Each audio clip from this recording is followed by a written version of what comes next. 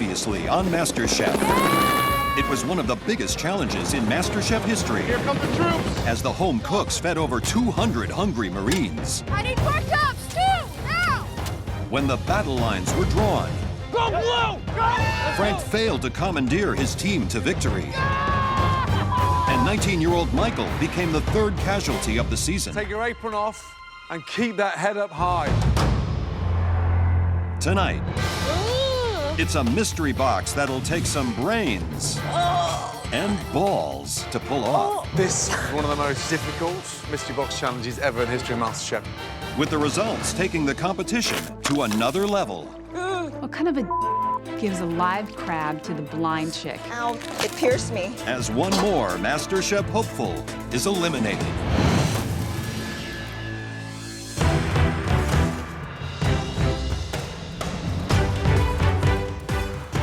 Holy I'm in the top 15. Bananas. Hello, come in. I'm not going to be happy until I have the title of Master Chef on the mantle. And I don't even have a mantle. I'm going to build a mantle just so I can put my trophy on it. Just 15 of you remain.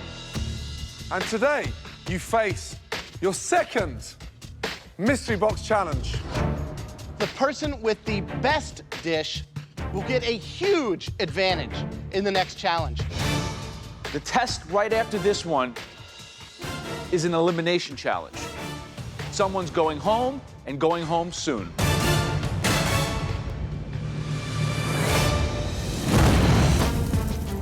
As with every mystery box challenge, the contestants have to prepare, cook, and present one incredible dish using all or some of the ingredients inside the box. On the count of 3, lift your boxes carefully, and hopefully, nothing's gonna jump out. I'm thinking lobster, crab, I don't know. 1, I'm hoping for chicken in this mystery box. 2, There's some delicious, yummy chocolate under this box. I know it. 3.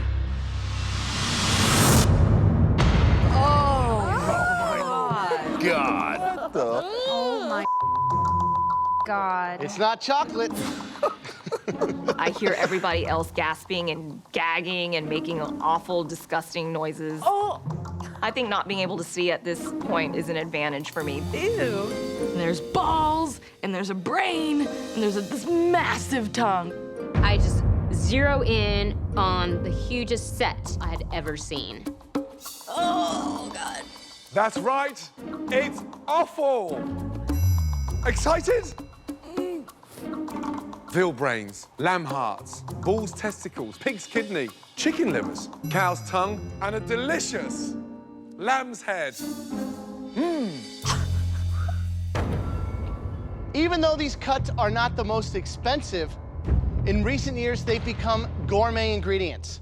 Turn them into something stunning. You've got 90 minutes. Your time starts now. With this mystery box, the home cooks will have the use of a limited pantry to help them in creating one magnificent dish. I am just staring at that cutting board, thinking, not this, not this, not this. The only thing that Chinese people don't eat with legs are chairs. This was just the perfect opportunity for me. Right away, I see the sweetbreads, which is the thymus gland. What part of the animal is it? It's a sweetbread. You don't want to say it's a thymus gland. This, for me, is one of the most difficult mystery box challenges ever in the history of MasterChef. What would you do, Graham? I think that I would do something with the tripe. Get it really thin, finish it all in the pan, really rustic dish. You know what a great breakfast sandwich when I was a kid was calf brain with scrambled eggs and toast with butter. Yeah. Very simple and quite delicious. What I wouldn't do here is touch the head. You know, that is the sort of monster in the box. I am making braised beef tongue, but I braise my beef tongue for 6 hours when I make it at home. So I'm gonna have to bust out the pressure cooker and see how that works for me.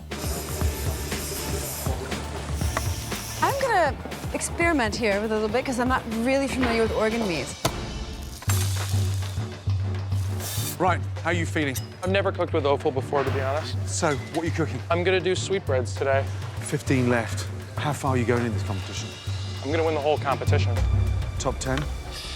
I'm gonna win the whole thing. Top 5? I'm taking home the title, chef. Top 3? I'm gonna go home with the check, the cookbook, and the title. Who do you think should go next? Monty. Monty. Yeah. Good luck. What do you got, Monty? What are you doing? What I'm making, or what I'm trying to make, is fried testicles. When I'm cutting into testicles, the only thing I'm thinking about right now is my ex-husband. Does that make me sound so bobbit? So testicles are probably one of the more challenging things. Why didn't you go for something easier, like chicken livers or... Why do something easy? That's not gonna impress people like you. How are you feeling? Pretty good, chef. I'm gonna do some pork heart sliders. A heart slider. Yeah. Doesn't sound the most appetizing. I'm gonna have some delicious balsamic onion jam to go along with it, toasted ciabatta bun. It sounds inventive. Good luck. Thank you. 65 minutes gone, 25 minutes to go. Hi, Christine. Hi. Panko breadcrumb fried sweetbreads? Yes, that's what I'm hoping Deep to do. frying, you are unflappable and brave, because I'm getting splashed over here. It's already splattered in my face. Good luck, Christine. Yes, thank you. Becky, how are you feeling? I'm feeling really good right now. Thank you, chef. So, are you using sweetbreads? Are you going Yeah. liver? You seem to. Are you doing a little I know I have SES? so much stuff going on. I don't know which one I like more. Are you looking at a little sampling or Yeah, offal? I think so. Because I'm gonna do Love a the fried idea. sweetbread, a grilled sweetbread, and then a pate. So it's gonna be awfully good. I love the idea. Thank Good luck. you. Thank you, chef. I'm quite intrigued by Stacey's braised heart sliders. It's awesome. Ryan's looks amazing. He's very comfortable cooking a really nice crispy sweetbread. Now it's all about putting it together, but really cool techniques. Christine's going to be doing a breaded sweetbread. So some great ideas coming out there. And it smells Smells really good. Just under 5 minutes to go. Taste everything. Holy that's good. Get that food on the plate. Your last 60 seconds. Remember, we're looking for one stunning dish. Last 10 seconds. 10, 9, 8, 7, 6, 5, 4, 3, 2, 1, and stop. Well done. Throughout the Mystery Box Challenge, the judges taste elements of all the home cook's dishes as they come together. They now take one last look to choose the top 3 standouts, and the winner of this challenge will receive a major advantage in the next round. My heart's racing and almost pumping out of my body, and you know that feeling you get when you just know. You just know you're gonna win. You know you did this. The first dish that we were blown away by was intricate. It almost looked like one of the dishes that we would stick in our restaurants. That dish belongs to Becky. Really good job. So, what is the dish? I have a chicken liver pate on buttered toast, and then grilled sweetbread with balsamic onion and shiitake mushroom. And then on the other side, I have a flash fried sweetbread.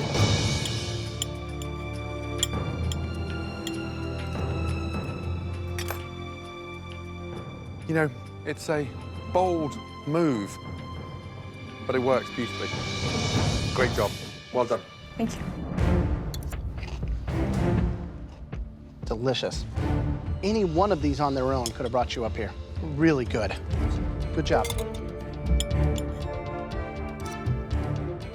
You use 3 different techniques, 3 different styles, 3 different textures. So if you're thinking as a menu item, I could probably serve this as an appetizer in a restaurant.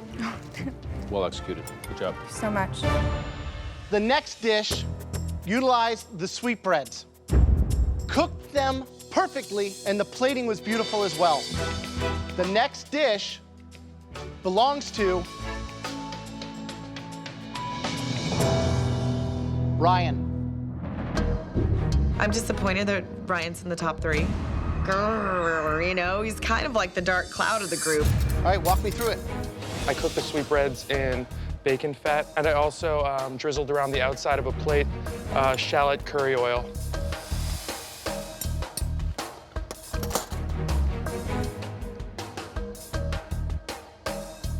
Sweet, sour, salty. So balanced.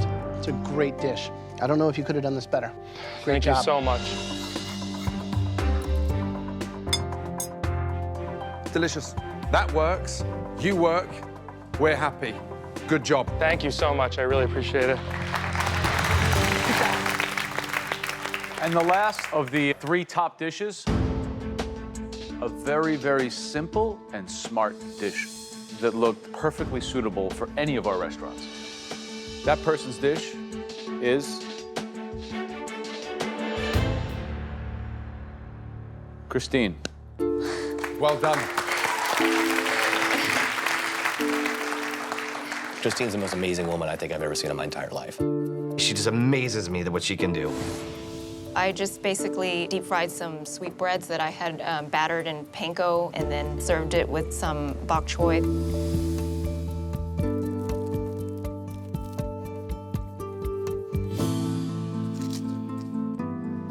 Really terrific. A great accomplishment. Thank you so much, sir. Congratulations. Thank you.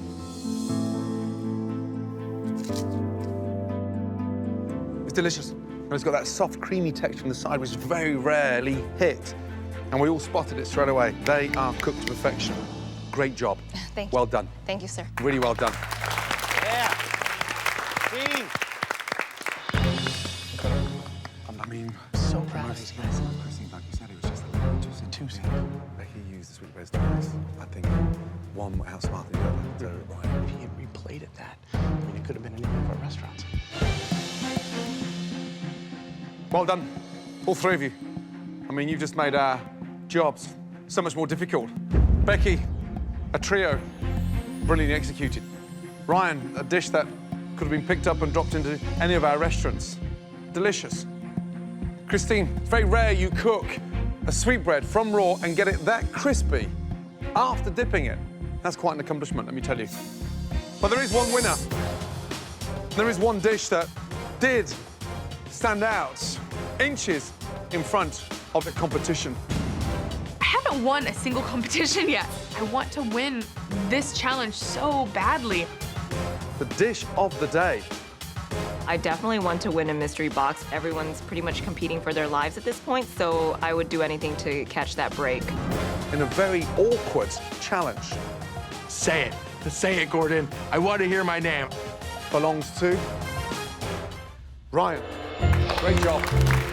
Ryan and I rock, and together we're going to, set this place on fire. Really good job. What can I say? Are you ready to see your advantage? Yes, chef. This is huge. Let's go. Dude. Top 3 is nothing to be upset about, okay? Congrats. Doesn't matter, though. Second place is just first loser, you know? As the winner of the Mystery Box Challenge, Ryan is now in control of the elimination test, where at least one person will leave the competition. Welcome to the MasterChef Pantry. But the one thing he can't control is the theme of the challenge. As always, that is in the hands of the judges. The theme of today's elimination is fresh versus convenient. Given the choice, any chef would use only the freshest ingredients. But sometimes you have no choice but to cook with convenient ingredients. Food that's frozen, canned, or dried. This first ingredient comes from the sea. That ingredient is ahi tuna. Oh, I love cooking ahi tuna. A whole ahi tuna can sell for upwards of $5,000. But this right here is available at any supermarket for under $2. And the second ingredient is a meat enjoyed by people in almost every country around the world. It is the most amazing ham. A stunning bone-in ham joint. Gorgeous. And then, of course, there's this, canned ham. Millions and millions of these cans are sold in houses across the country every year. The third and final ingredient is cooked in kitchens from Baltimore to Bangkok. I'm talking about crabs. These babies can sell for up to $60 per crab. Or you can get 6 ounces of canned crab for about $10. You are in a unique position. You don't just have one major advantage right now in this competition. You have 3 advantages. First, you'll get to choose which of these 3 ingredients everyone will cook with today. Your second advantage, you will not be cooking. Yes. You are safe from elimination. Awesome. So, what protein do you want your competitors to cook with today? I'm gonna choose the crab, chef. That little guy is going to send home some of my competition, I think. Right. Now, for your third and final advantage, you, Ryan, will get to decide which 7 of your competitors will be cooking with fresh crab and which 7 will be cooking with canned crab. Time to throw some people under the bus here, right? It's bus driver coming through. You are now in control of this competition. This is like the best information ever. I'm feeling amazing right now. I'm feeling like I'm in the driver's seat of this competition, and I'm thinking that everybody else should be really worried right now. First competitor is Becky. Canned or fresh? She's getting canned. Why canned? Because it's definitely not as pretty of an ingredient that she could make look nice on the plate. Smart. Next one is Christine. Are you worried about how good she is? She's definitely got an amazing palate, and that dish that she had in the top 3 earlier today was quite impressive. And so she's definitely a dangerous cook. I think she might be a little bit thrown by working with the fresh crab, and I think it might be a little bit of a tougher ingredient for her. So I'm gonna give her fresh crab in this Fresh instance. crab. You're clever, Ryan. I have to tell you. No more Mr. Nice Guy. This is the biggest advantage in the history of MasterChef. I get to choose which cooks get to cook with fresh crab. I don't think he knows what to do with it. She's definitely not a threat. He's on his way out. And who's gonna have to cook that crummy canned crab? Let's give it to her. Oh yeah, I can beat him. She's weak. And I'm gonna play this game as strategically as I can. She's like very easily flustered. Tali and Felix. Tali's my partner in crime. He's the other half of the dream team. Giving him the fresh crab will ensure he at least sticks around a little bit longer. Let's give Felix the canned crab and Tali the fresh crab. Interesting. There you have it. Psychological warfare is now in full effect. Okay, Ryan. You can go straight up to the balcony. Thank you very much. Off we go. I said to you, there's always a huge advantage when you win a mystery box challenge. So Ryan gets to skedaddle upstairs and look down everyone's shirt, which I'm sure he's enjoying because he's a perv. That's right. Ryan will not be competing in this elimination test. The ingredient Ryan chose for all of you to be cooking today is the most amazing crab. But there's a twist. Today, half of you will be cooking with live Dungeness crabs straight off the boat. The other half of you have to use some culinary magic on the variety of crab that comes in the can. I think I'm the only one in the MasterChef kitchen that's hoping for the canned crab. So, how did we decide which half got the fresh and which half got the canned? Ryan, how did we choose it? I got to choose. Dun, dun, dun. I know immediately that Ryan is gonna give me the canned crab. I hate his face. He's one of my closest friends here. I just know Ryan has given me a real crab. I don't know if Ryan knows that I dislike him. I've made it pretty apparent, so we'll see what happens. Rest assured, you've got sufficient time, 60 minutes, to create a stunning, delicious crab dish. Your 60 minutes starts from now. Good luck. Once they discover what Ryan has chosen for them, the contestants have only 5 minutes in the pantry to grab all the ingredients they'll need to create a dish worthy of remaining in the competition. Wow.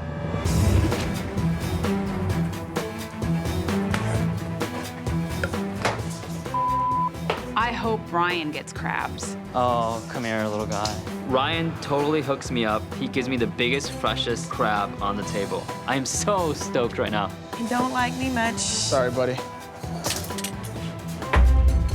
Oh, it's alive! Oh, how do you touch it? Oh my God. Pick it up from behind so that the claws can't get you.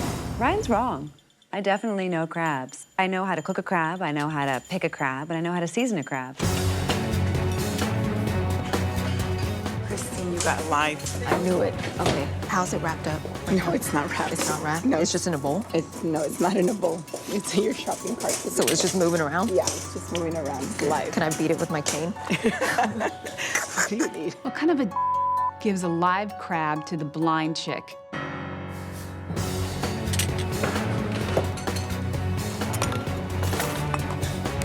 Oh, God. I'm pretty scared and nervous. I do fear, I don't know where the crab's pinchers are, so I'm a little afraid that it could turn around and just get me on my hand. Tough on this one. Fresh crab, what would you do? I'd make a stock right away, poach off my crab, get the meat out of the shell. God, that's hot. And then last 15 minutes, do a risotto, fold in the crab meat. With the canned crab, I think that you've got to really play into adding flavor. I'd go to a salad, maybe some boiled eggs, some frise, lardons, and some sort of highly acidic acid. If I was using the canned, I'd put that with the chili, the lime, because that can needs help. Ryan's strategy. How do you think he did? Yeah, I mean, he's dealt some dysfunctional cards. I mean, Christine is seriously pissed off with the fresh crab. Sure. That's right. Got it, got it, got it. Going in. She's going to spend literally half the time in the challenge just getting the thing prepped. Then what kind of dish do you make in 20 minutes? Sure. That was a very tough blow to her. Now, she's a tough competitor, and maybe he really wants her out. And if that's what he was intending, he might get it. This is a little daunting for me. Man, I need to work out. God. It pierced me. Medic. It's not too deep? No. There you go. Thank you.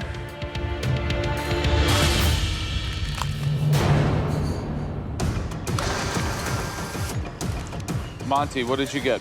Canned crab. How do you feel about that? Ryan has a problem with me because I called him out because he asked me to show my nipples to the troops because our fork was all and I was like, dude, have some respect, man. You don't do that. You know what?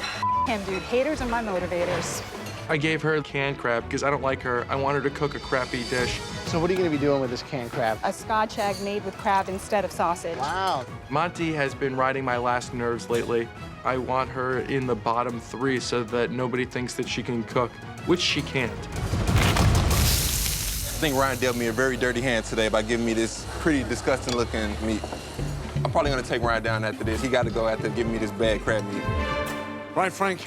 Hey, chef. So I look back and I see Frank making pasta, and I'm like, damn, is this the only thing this kid knows how to make? What the hell? Every time you're in this kind of situation, you go to your comfort zone, you stick to Italian. Are you a one-trick pony? Do you have anything else up your sleeves? I don't think I'm a one-trick pony. I'm gonna show you some more stuff I can do. Let's hope you're here long enough to do that. Yeah.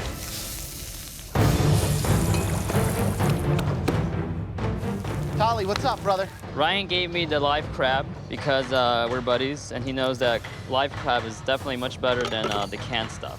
What are you worried about? I'm just worried that, you know, I'm not in the bottom 3 anymore. That's pretty much my biggest fear. Okay, good luck. Taste everything. Start thinking of the final stages of putting that dish together. I'm actually, for the first time in this competition, fairly relaxed. So I think I'm in fairly decent shape. I've never worked with a crab before like this. First time for everything. 10 minutes left. Right, Helen. Yes. Look at the ingredients from there I know. all the way to here. I like options. What in the for hell are me. you doing? How many dishes are you doing? Just one. Just one. What is it? Crab soup. A crab soup. A tomato-based crab soup. Okay, so there's one portion, not 10 portions. Correct. I haven't seen you win anything yet. I've been struggling. You've been struggling. I've been Why? struggling because I don't work well under pressure, and I know where my weakness is. I need to find. Don't work well under pressure.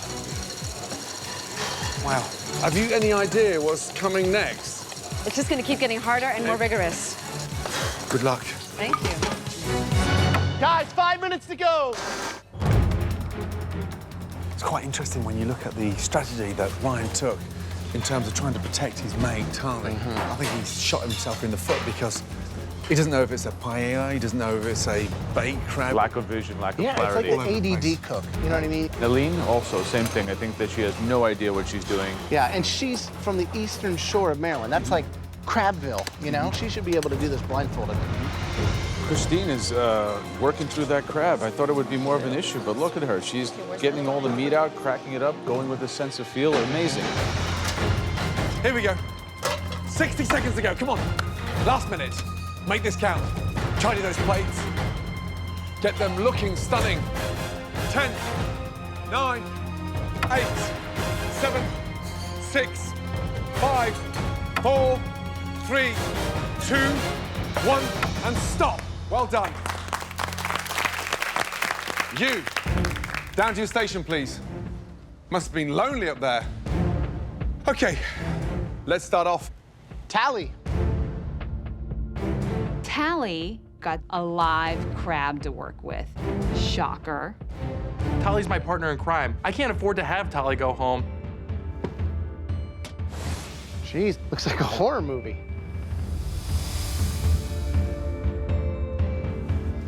Can you see that? Where's the crab? Where's the whole, all the I put it into back the fin crab meat in the middle? I put it in the sauce. Wait a second. We gave you a $60 crab, and you took the back fin meat and did what with it? Well, I put a little bit in the sauce. I made like a stock out of it. I mean, this, especially with the rice in the middle, what am I supposed to do? You know, am I supposed to pull it out and eat this as I like scoop in and hopefully, you know what I mean? It's just stupid. I'm sorry. Ryan, what'd you do to this guy? Did you want to send him home? No. I give Tally a beautiful crab plucked from the sea, and he totally screws it up. What is that? If Tally goes home, I'm on my own. Based on that performance, I'd start packing my knives as I was you. You're not seeing the art behind the plate here. It's like mind-boggling. Honestly, I feel like my stuff is so good that they can't even see the potential here. Next, it's Joshua. What is this? This is a Thai crab trio. Canned or fresh? Canned. All right, let's see if it's a slam dunk. What do you got? I initially made the Thai crab curry. At the last second, I tossed in some jasmine rice. I was thinking the whole time, I was like, I need to make the croquette spicy. Yeah.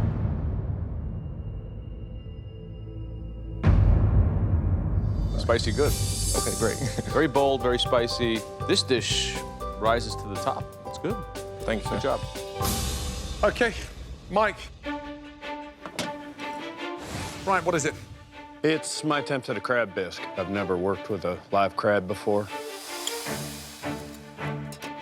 You've taken fresh crab and you've processed it, so it's like canned. Damn. Okay, Tanya. It's Thai green curry with crab. I wanted to do a very authentic Thai curry, and I wanted there to be heat, but not an overbearing amount of heat.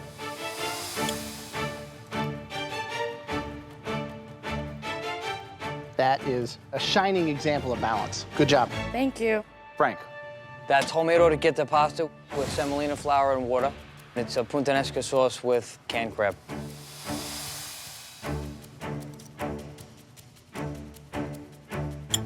Frank, what's wrong with this dish? You tell me, because you know. It's not balanced, really. There's way too much crab in there. Exactly. This is like hamburger helper. I'm gonna have to step outside the box and make some different kind of food, or else I'm gonna get eliminated. I'm not gonna be making pasta anytime soon. I'm gonna show you guys I can do some other things. You might not be here to show us, Frankie. Christine, let's go, please. Thank you.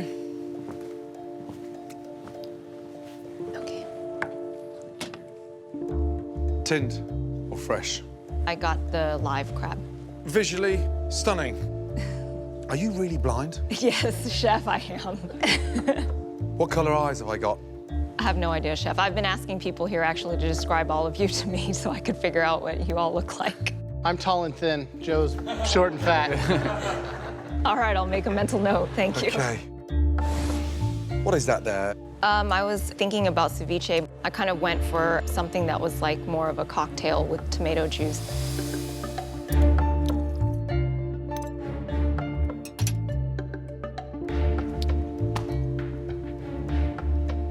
It's delicious.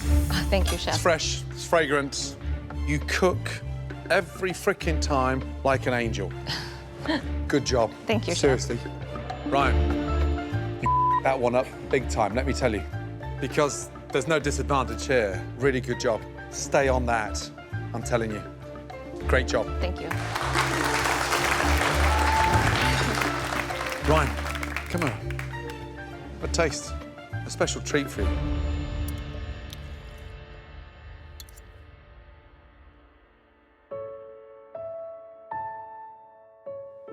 Yeah, it's really awesome. You knocked it out of the park, Christine. Thanks. I wanted to prove to Ryan that you did try to screw me by giving me live crab, but I turned around and made it into something awesome. Helen, let's go, please. What kind of crab did you get? A fresh Dungeness crab. What did you do? It's a Maryland crab soup. It's a little bit thicker than I had anticipated, but it has the flavors and the essence of what I was looking to create.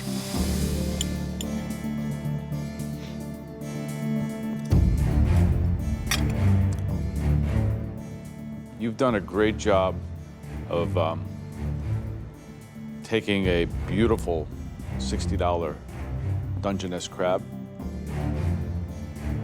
and making it taste exactly like canned crab. Sorry.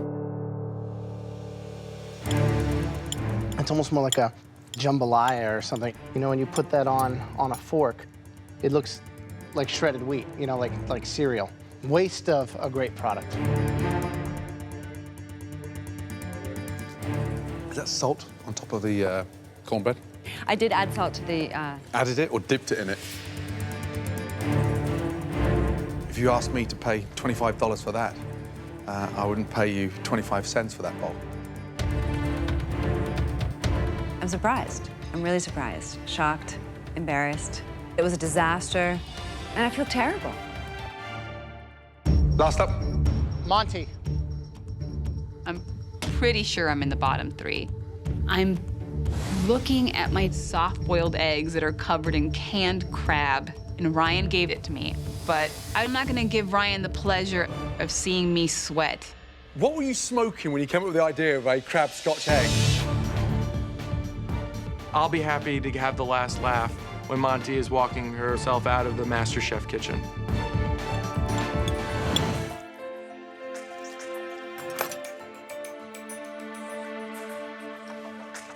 You see, it's delicious. Oh my God. You're a freak because it works. There are chefs in this town that would love to have that on their menu tonight. It's bloody delicious. You are not a fluke, my darling. Well done. This is a great dish. It's delicious. It's a great idea. Thank you. I really like it a lot. Thank you. So why can't you bring that confidence to your presentation? What's stopping you? I don't know. There's a sadness that I think I see in your dishes sometimes. You know, I just got divorced. So I think it's still like messing with me. Well, he's missing some great cooking. Thank you. Bloody good job. Smile, Monty, smile, smile. Wow. How does that taste, Ryan? We've got some serious thinking to do. I mean, I thought the offal challenge was testing. We did not expect to see so many highs with canned crab. Great job, guys. Great job. I haven't seen a crab Scotch egg anyway. I haven't seen that. It's such a cool idea. Christine, that was a sexy dish. Thanks, man. I wish you could taste it. Josh's, incredible.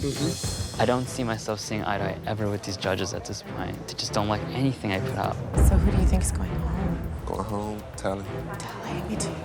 He been down there Dude, too. his bromance friend put him there. You okay? I'm not trusting myself. I'm not doing what is to my heart. I'm doing what I think they want. And that's not okay. OK, guys, back to your stations, please. Thank you. 2 of the dishes were absolutely spectacular. Head and shoulders above the competition. The first spectacular dish that we all agreed showed a brilliant use and understanding of exotic spices. That dish belongs to Josh. That was a great dish, but it wasn't the winning dish. The home cook that clawed their way to the very top. Christine. Well done. I'm pretty much on cloud 9 at this point. Everyone is starting to recognize what I'm doing. I am a force to be reckoned with. Really well done. Christine, Josh, both of you are now team captains for our next challenge. This elimination challenge comes with a departure. We normally just bring 3 of you up, but today we're sport for choice. There's 4 of you coming down. The first dish, I think we all agreed that it showed this individual had a limited range. That dish belongs to Frank. Come down, please. That wasn't a good one. You know it. The second dish, please step forward. Tali. The third dish, Cowboy Mike. The fourth person, Helen. Let's go. 3 out of the 4 got fresh crabs. How the hell do you get in the bottom 4 and you got a fresh crab? It's freaking ridiculous. There's no excuse at this level. Frank, Mike, both of you step forward, please. Frank, everybody here thinks you're a contender. We don't feel the same. Not after that dish. Mike, you had a fresh crab, one of the most delicious ingredients anywhere in the country, and you masked the flavor with flour. 2 very different home cooks. Both of you have one thing in common. Both your dishes were not the worst 2. Back to your stations, please. Bottom 2 again. I'm just waiting for my death sentence. That's what it is. It's like you're waiting to die. Tali, Helene, this is becoming a familiar sight. I know that my dish was not up to par. I feel humiliated. I just feel really embarrassed and quite frankly scared. Tali, you're more confused than anybody in this room right now because your food hasn't found its identity. Before brilliance comes madness, chef. Oh. Before brilliance comes madness. Helene, if it is a light, healthy style that you're going down, you've got to deliver that. Of course. Okay.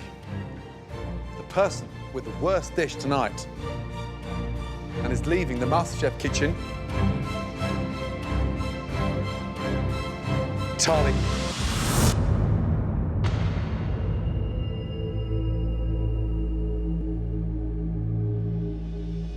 Back to your station and wake up.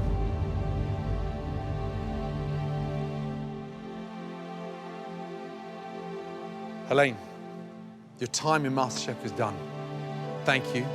Please put your apron on your station Thank you, gentlemen. and continue the dream. Leaving here is admitting failure, and that's always hard. It's a big blow to your ego. I came to this competition because I wanted to share my food philosophy with America. But perhaps my mission is not here, but elsewhere. I'm gonna pursue my dream, and I'm gonna pursue cooking with the same, if not more, enthusiasm as I ever have. Helene, who's going to win MasterChef? Frankie. Thanks, Helene.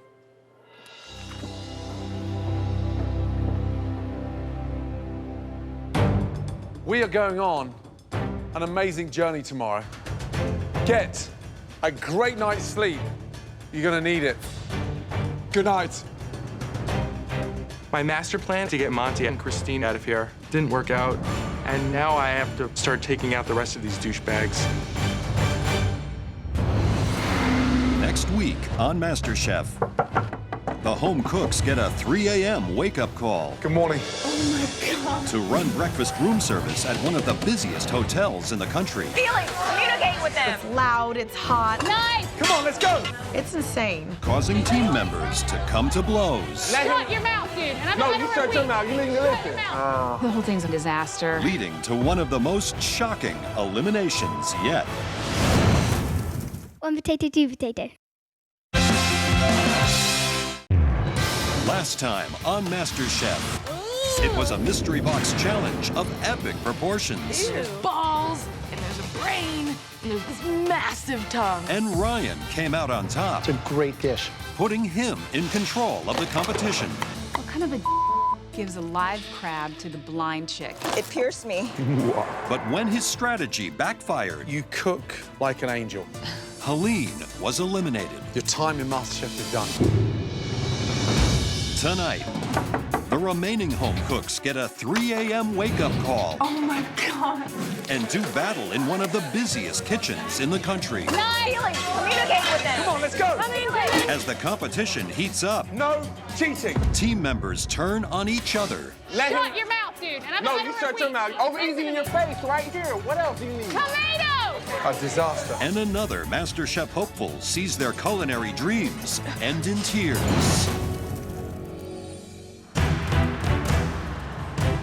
It's the middle of the night, and the remaining 14 home cooks are sound asleep at a Los Angeles hotel. But the MasterChef judges are about to change all that. Good morning. Oh my God. Are you awake? Yeah. I hear someone banging on my door. It's 3:30 a.m. and I'm just wondering what the heck is going on. Today, our home cooks are about to get a taste of the life of a professional breakfast chef. That means a very early start. Move your ass, big boy. 10 minutes downstairs. Okay, I'll We're be gonna go. ready in 10 minutes. Get up, get up, get up. Gotta go. I look at the time, it's like 3 in the morning, and I'm like, someone's gonna die for this. Someone's gonna die. While hundreds of other hotel guests remain asleep, the MasterChef contestants have been told to head down to the hotel's kitchen for their latest team challenge. So here you are in a professional kitchen, a moment you've all been dreaming of, but you probably didn't expect it in the middle of the night. Your big challenge this morning is working the early rush, cooking all of the breakfast room service orders at this huge Radisson hotel. What? Like, none of us have even combed our hair, let alone prepared to go start cooking for like hundreds of hotel guests. It's just mind-blowing. Listen up, the breakfast rush is the hardest service of the day. People are hungry and they're in a hurry. I am not what you call a morning person. And breakfast is the last thing I want to make right now. The dishes that the hotel guests will be ordering this morning are a delicious oatmeal, fresh fruit salad, handmade pancakes, egg white omelette, egg benedict, and of course the all-American classic breakfast. 2 eggs, any style. Simple, straightforward. I cook breakfast all the time. It's one of my favorite meals. I cook for my daughter every morning before school. So I know how to poach my eggs, I know how to scramble them. Feeling pretty good about whoever picks me for their team. Christine and Josh, you had the best dishes in the previous challenge. Both of you are team captains. Come over, please. Even though I'm vision impaired, I've gotten to know everyone's cooking styles well enough to know who I want on my team. Christine, you had the winning dish. You're gonna pick first. This person understands the importance of organization, and because this person works in a restaurant already, my first pick is Felix. Felix, wow, good. I think Felix is a strong team worker, but she also has initiative, and I think that's important to have on a team. Okay, Josh. Becky. Good. I love breakfast. I used to work in a little breakfast diner, so I'm kind of familiar with a lot of the protocol. It's not about being fancy, it's about being efficient. My next pick is Scott. Scott, wow. Frankie. Frankie, good. My next pick is Tanya. Tanya, how nice. Anna. Anna. I need more manpower, so my pick is Mike.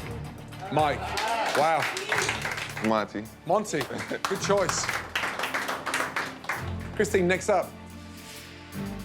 I would love to have Stacy on my team. Yeah. I did not expect to see you three there, let me tell you. I'm pretty pissed off. How am I put in the same category as Tally or Ryan? Do people honestly really look at me and think that I'm a weak cook? Because if they do, then they got something else coming. This next person I choose has a really good palate and mind for food. David Martinez. Being one of the last 2 to be picked really shows their judgment skills. They can clearly not tell talent when it's right in front of their face. Christine, I don't want either one of them on my team, so it's pretty much choosing the lesser of two evils. My last pick is Ryan. Wow. Wow. Tali, come over and join the blue team. I'm standing there in disbelief. I can't believe I am the bottom pick right now. I don't deserve to be last. I should be first. Christine, because you had the best dish in the last challenge, we're giving you another advantage in this challenge. Big one. Right now, you have the power to switch out one member of your team with one member of Josh's team.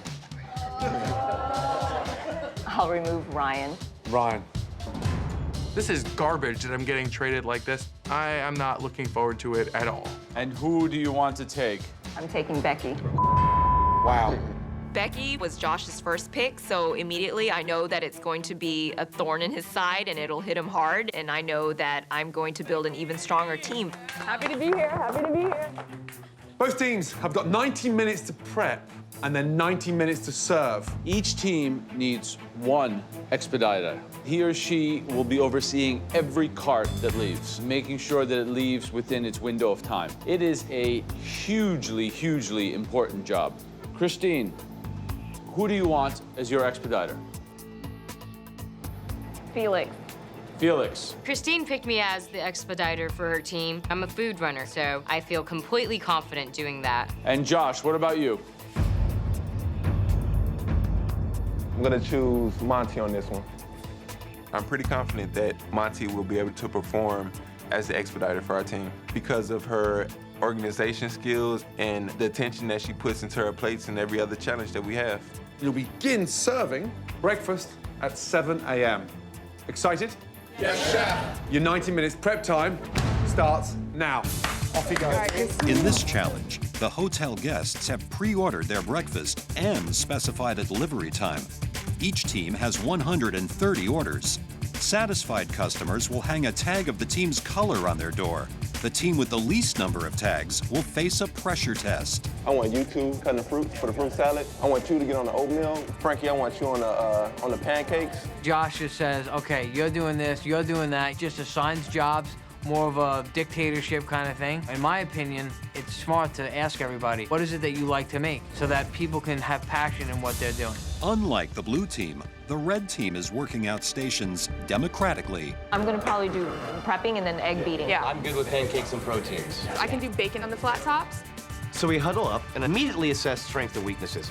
Good start. I definitely think we're gonna win it. Big challenge. I mean, first time in a real kitchen, they look like proper chefs. Yeah, they're in the Now, right outfits. They just got to cook like them. Exactly. This is all about organization, right? Everything comes together with the prep here. My bulletin board, it's got every item that we're cooking, so that way no one has any questions as to what they have to cook. I laid out my board in a way where I could read it because I know that I'm gonna be the one reading it anyways. And I started prepping to help my team. Gordon is worried that the red team haven't made nearly enough sauce for their Eggs Benedict orders. You've got enough portions for hollandaise for 10, and you've got 25 an order. And there's only 35 minutes to go before we start serving. Chef, I'm confident I can make another No, batch. hollandaise is not the kind of batch you can make when you start. It's got to be made beforehand. So if I was you, I'd just step up a gear a little bit.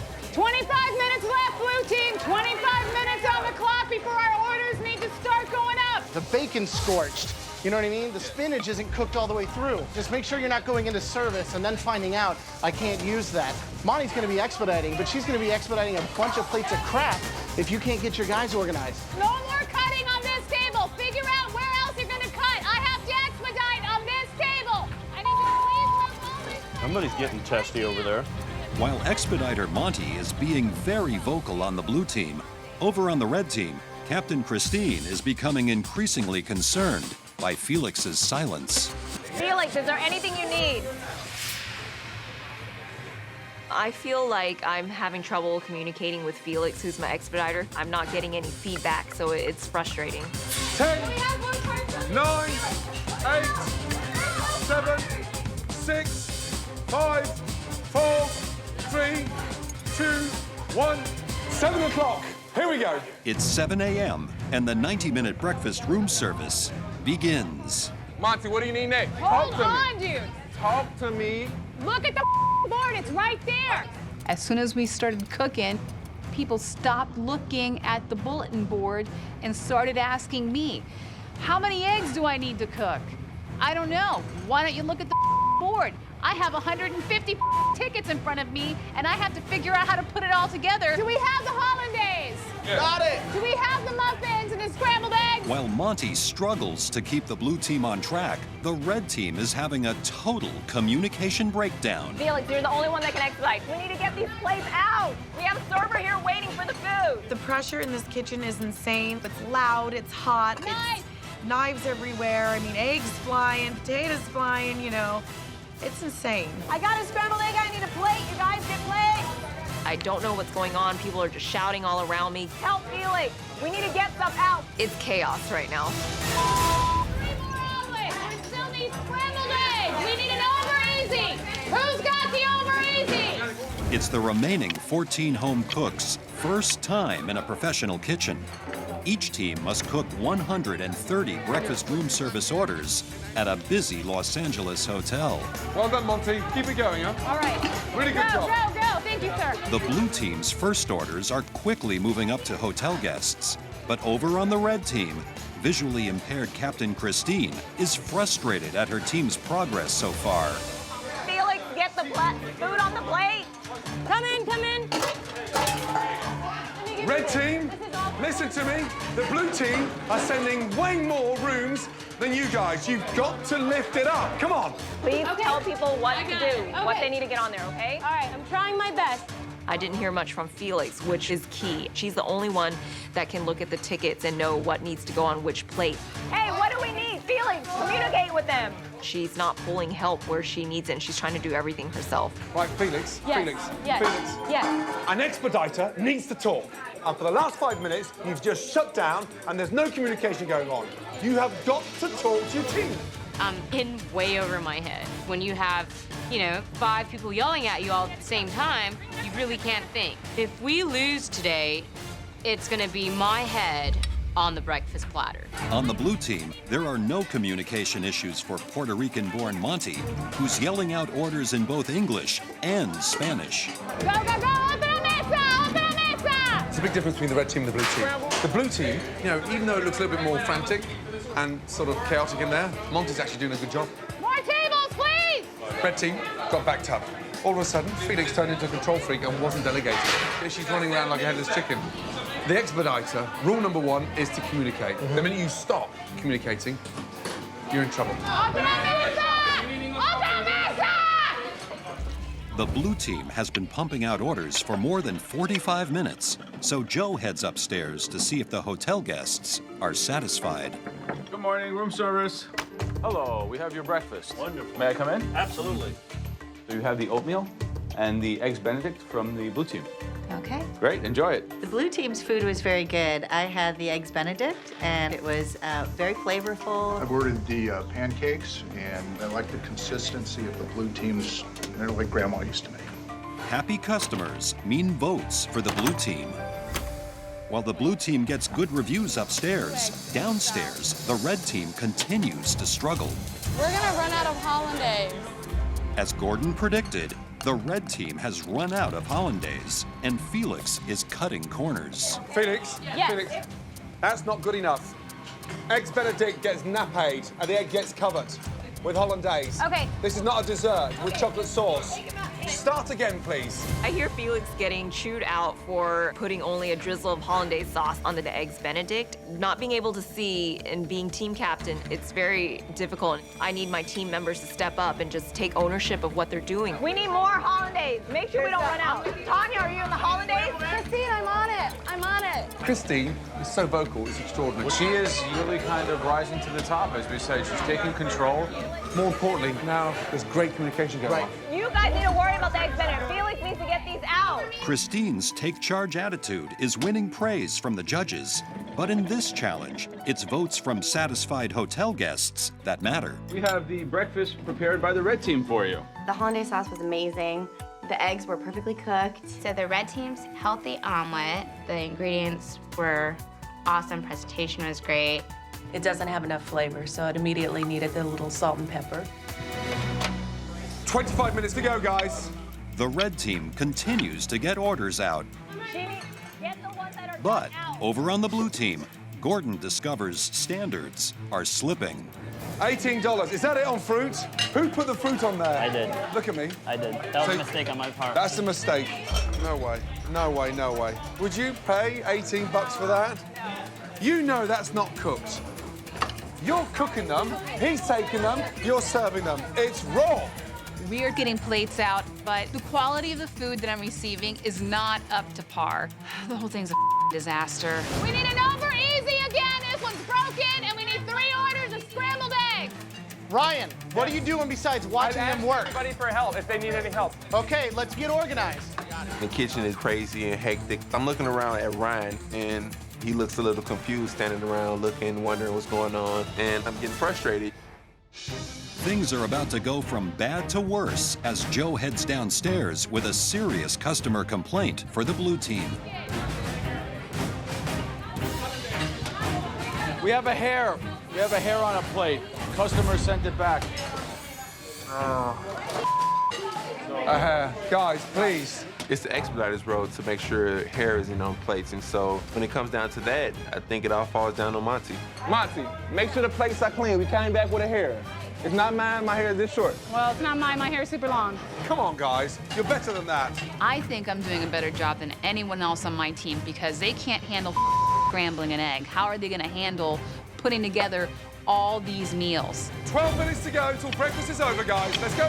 On the red side, carts are rolling as Felix finally finds her voice. Let's start setting up these All-Americans. Let's put the potatoes on there.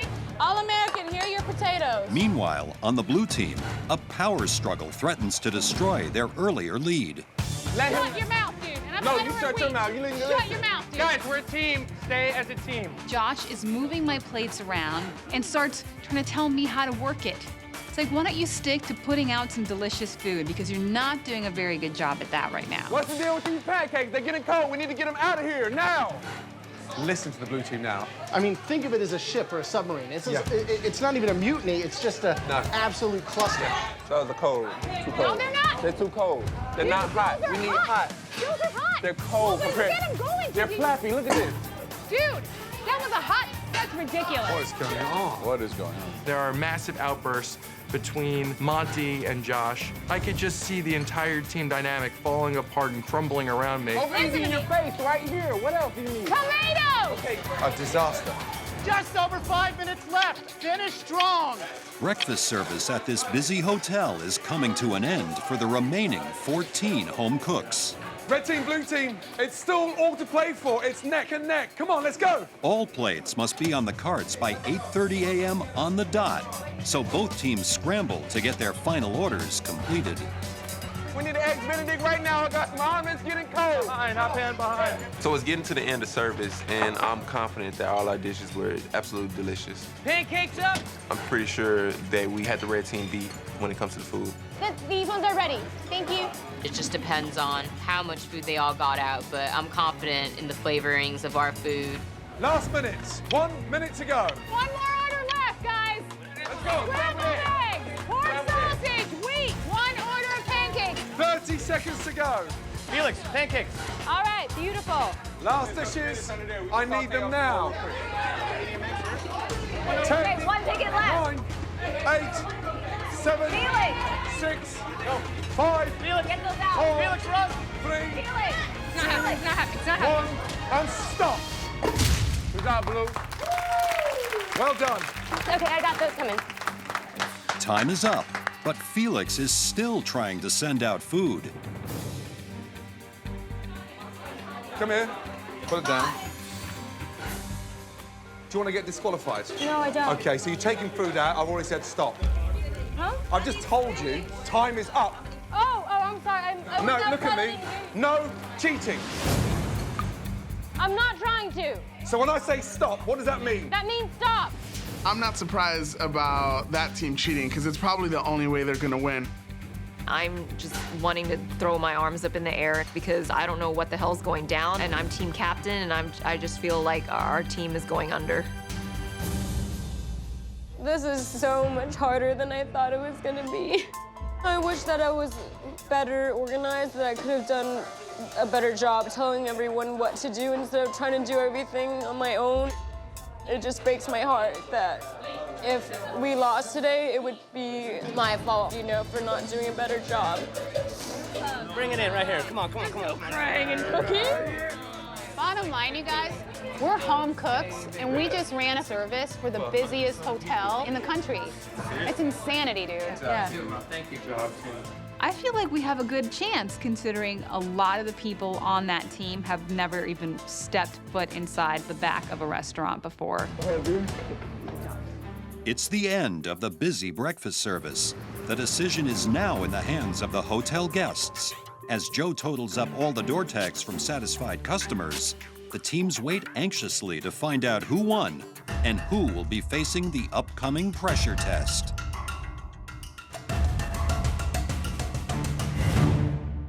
I'm super nervous before the judges announce who's going to be going into pressure test. I just definitely don't want to be in that position again. Joe has collected the results. The scores on the doors are in. Joe. One team got 60% of the vote, and one team got 40% of the vote. I look at my team, and I'm extremely confident that we're gonna win this challenge. With 60% of the vote, the winning team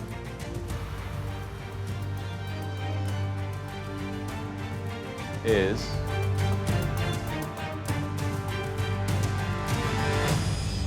the red team.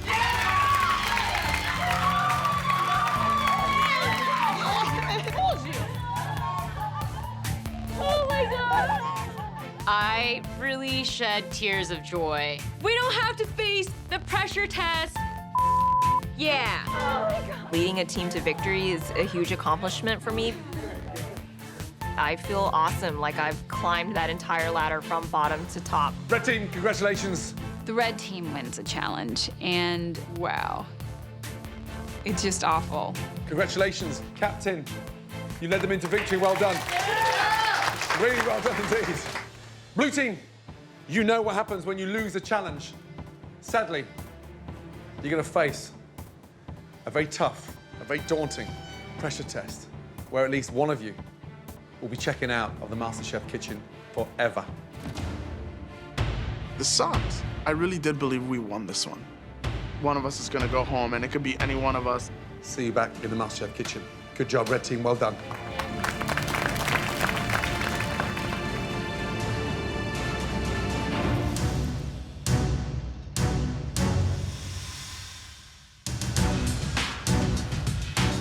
As the winning red team heads inside, the blue team prepares itself for the pressure test, knowing for at least one of them, this will be their last day in the MasterChef kitchen.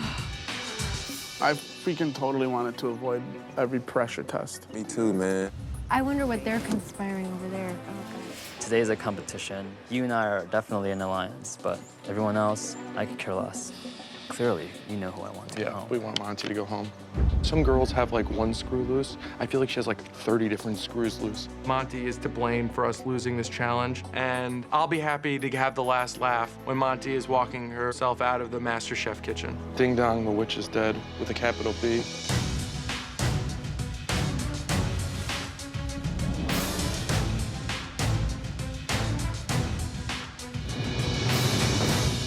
Yesterday, you were a team, but today, it's every cook for themselves. One of you will be eliminated forever from the MasterChef kitchen. 3 of you will not be competing in this pressure test. Here's the thing, you will not be deciding who's safe. We will. I'm praying to every saint that I know that I'm one of those 3 people. We scrutinized and listened to everything. We know exactly who the heroes are, and we know who was completely out of their depth. I'm confident that they're gonna pick me. Clearly, I have to be one of those 3. Joe, who are you sending upstairs to safety? The person that I think deserves to miss the pressure test did their job in a diligent way. David Martinez, go upstairs. You're safe. David, seriously? The guy can't cook, and he's an infectious negative energy in the kitchen. Graham, for me, it's clear this person was able to stay focused in the face of chaos. And that person is Frank. Frank and David are safe from the pressure test, and I'm pretty confident I'm the last one. This person never stopped. Not just across the 90 minutes of prep, but across the 90 minutes of service. Right to the very last dish. The person I'm saving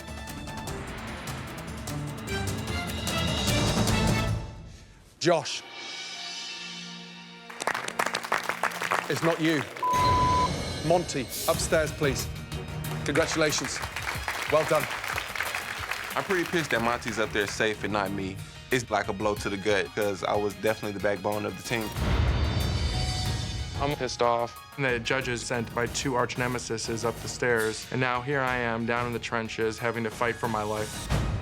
So, for the 4 of you who remain, I'm sorry to tell you, but today's pressure test is a dessert that still to this day terrifies chefs across the world. It involves elements of a cake and a souffle. It's a stunning, technical, molten lava cake. This is not your average dessert. This is a performance. When you slice into one, you should be rewarded with a chocolate gooey surprise. Leave it in the oven too long, you've got a brownie. Take it out too soon, and you've got a mess. All 4 of you, onto your stations, please. Let's go. The pressure is on. On your stations, you have identical ingredients. Flour, sugar, eggs, chocolate, powdered sugar, cinnamon, and butter. And you have 4 attempts to get the perfect cake. If at any point you think you've nailed it, bring it up to us straight away, because that is the cake you'll be judged on. Your 45 minutes starts from now. Good luck. Creating a perfect molten lava cake requires preparing a batter with the exact amount of a few basic ingredients. The cake must be removed from the oven at precisely the right moment, just long enough for the outside to cook, while the inside remains liquid. 1 second either way can be the difference between success and failure. This is a real pressure test. The temperature in the oven has to be hot enough to sort of almost crisp up the outside. Right, but still liquid in the center. What about flavor? Rich, you know, intense. Not too sweet, though. Not too sweet. Not too sweet, almost a little bitter. What's the strategy for this test? The strategy now is to make the mix, split into 4, get one in the oven first, and then adjust and use that first one as a dummy run. First one's a trial. Absolutely, definitely, without doubt. Who might be crazy enough of these 4 contestants to bring up their first one? Tally. Right now, it's just a matter of getting the chocolate mixture ready for the lava cake. I got 2 ovens and 2 hands and 4 ramekins is what my life comes down to. I don't deserve to be in a press test. The fact that Chef Ramsay said Monty was vocal the whole time absolutely pissed me off. 10 minutes gone. You've got to get one in the oven. Right. Hey, Chef. How are you feeling? I'm very nervous. You're sort of disappearing, almost like a little mouse, and yet I get so frustrated because you can cook. I can. Good luck. Thank you. How are we doing, Ryan? I'm not much of a baker, I guess, Okay. and so this wasn't like my dream pressure test. Do you think that you belong down here? I think Monty should definitely be down here. Monty? Yeah, 100%. What happened with Monty? Why do you think that? It was a complete communication breakdown. She didn't operate the team well. She didn't handle the prep time right. She didn't add up the numbers right. She didn't have a good system. It's not true. You know, she might have been vocal, but she was vocal in all the wrong ways. Ryan, you dude. You deserve to go home. You're a jerk. Just because I'm just a little frustrated, but I'm not gonna let it affect my food. You know what he means? Honestly, I would love to just slap him around. I know Ryan rubbed a lot of people in the wrong way, but there's a softness to him and a kindness to him and a spirit to him that is unmatched.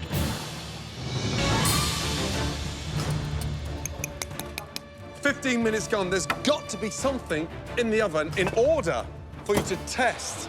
Tally, how many have you got in? What's your strategy? I got 2 in going right now. 2 off the first batch. Yeah, So who in this group of 4 is going to go home today? I think Josh is gonna go home, to be Josh? honest, too. Yes. Maybe your buddy Ryan might go home. I hope Ryan doesn't go home. Remember, these take minimum 15 minutes to cook. If you don't have them in the oven, better do it now. They were all too late putting the first one in the oven, because how are you going to test it? Cooking blind. Cooking blind. You've got to be looking at the first test coming out of the oven now. I don't see any coming out of the oven yet. No. Wait, Ryan is, what is he doing? Is he Ryan's got one. He's got one.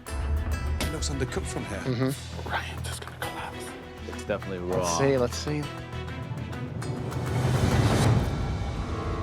Oh my God. This is diarrhea on a plate. The first one that I put in was intended to be a test run all the way. I wanted to try to feel out the timing of it. I just hope that my second one is more firm. I look in the oven, and my first one, it's not baked. So I am freaking out. If it's undercooked, it's going to sink. It's going. Josh's is collapsed. 7 minutes to go. When pulling the second one out, it looks much firmer than the first one did.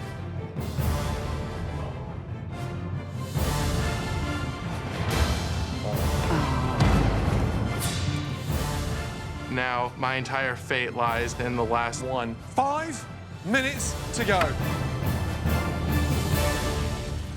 I was going to cut into this as a test, but my other cake's probably been there just as long. So I said to myself, you know what? I'm going to take a gamble, and this is going to be the cake to present to the judges. Are you serving that, Tally? I'm serving it. I want to hear. Let's go. Let's go, then. Right. You happy with that? I hope so.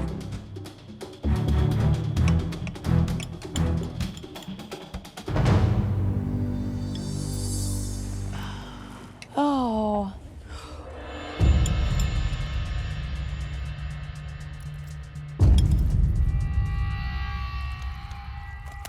It has oozed out.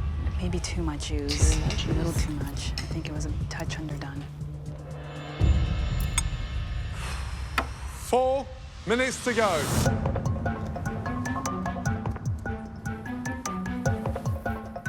I take my cake out of the oven. Oh my God. Good job, it's beautiful. And I can tap the surface. It has a little dimple in it. It looks good, and I am so relieved. I'm serving in 15 seconds.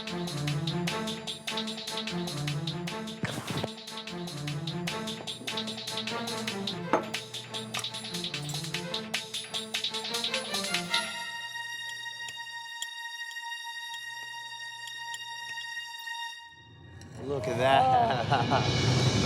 Oh my God. Oh. Good job. Yeah. I can tell by the facial expressions of the judges, it's good. Gordon seems a little smug, but what's new? 3 minutes to go. Come on. When I pull out my second molten lava cake, I feel like this is the best I can do within the amount of time. 2 minutes to go. Come on. Ooh, nice job, Josh. Serving in 15 seconds, chef. I'm extremely happy. This cake is a beautiful sight to see. All right, Josh. Oh, looks great, Josh.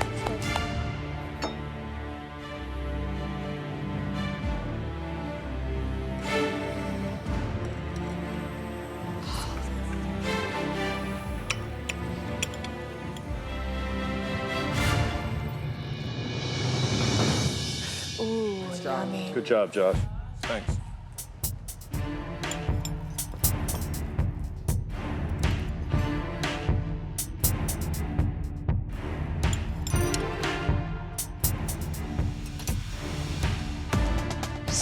Seconds to go.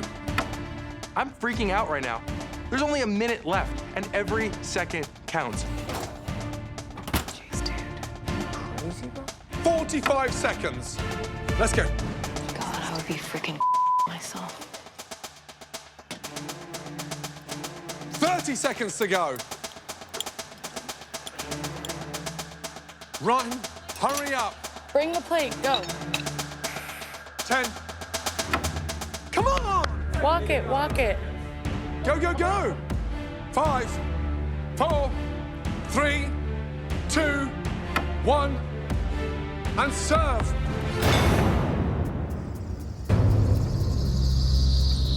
Oh my God. Wow.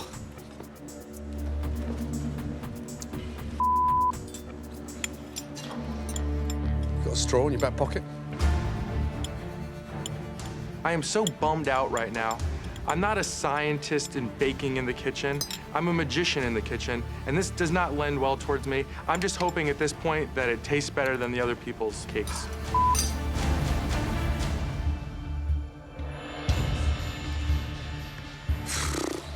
I mean, it tastes good.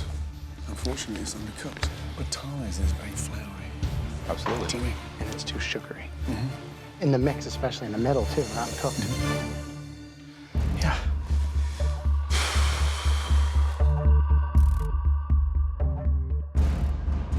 That was definitely 45 minutes of pressure, let me tell you. Josh, Anna, step forward, please. Both of you, in our minds, produced a molten lava cake of pure perfection. Congratulations. Josh showed great precision because you did work under pressure and you nailed that pressure test. Really good job. Anna, your cake was as good as any cake you could have in a restaurant. And quite frankly, you took a pressure test and turned it into a demonstration for the rest of these contestants on how to create baking perfection. Congratulations. We've never seen anything like that. Thank you. You nailed it. Thank you, Chef. Take you and Josh upstairs to the balcony. Well done.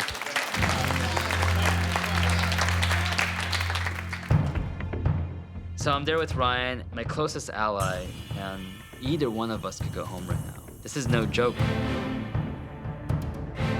Ryan, Tali, you've bonded in this competition. This really sucks. How could they possibly destroy the dream team so early on? One of the molten lava cakes stood up, tasted floury, tasted bland, was cold in the center. The other one tasted good, but it wasn't cooked sufficiently. I hope Ryan goes home today. He does not belong in the MasterChef kitchen. Ryan has taken a lot of punches in this competition so far, but he's not a bad person. Tali's got to go home. If you can't put flavor on the plate, you're not going to put it past these judges. I think both of them need to go home. Ryan, Tali, I'm gonna turn this around. I'm gonna ask that individual who knows who he is that didn't produce a stunning molten lava cake to act on integrity and to be noble and to come up here and hand me their apron.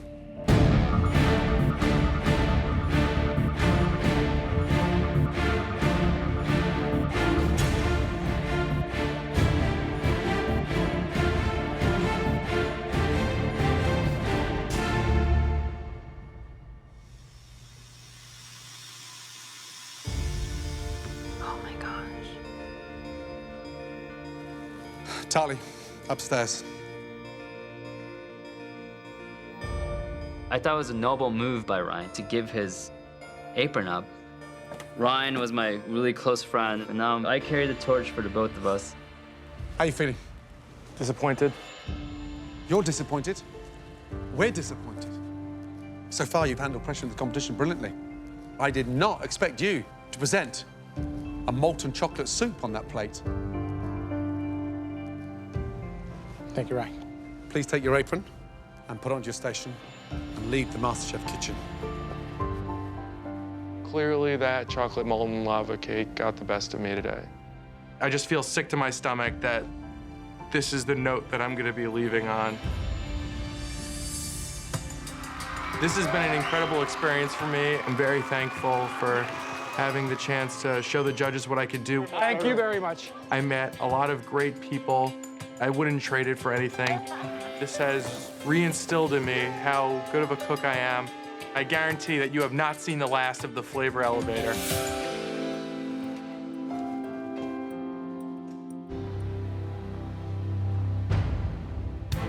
That was a serious pressure test.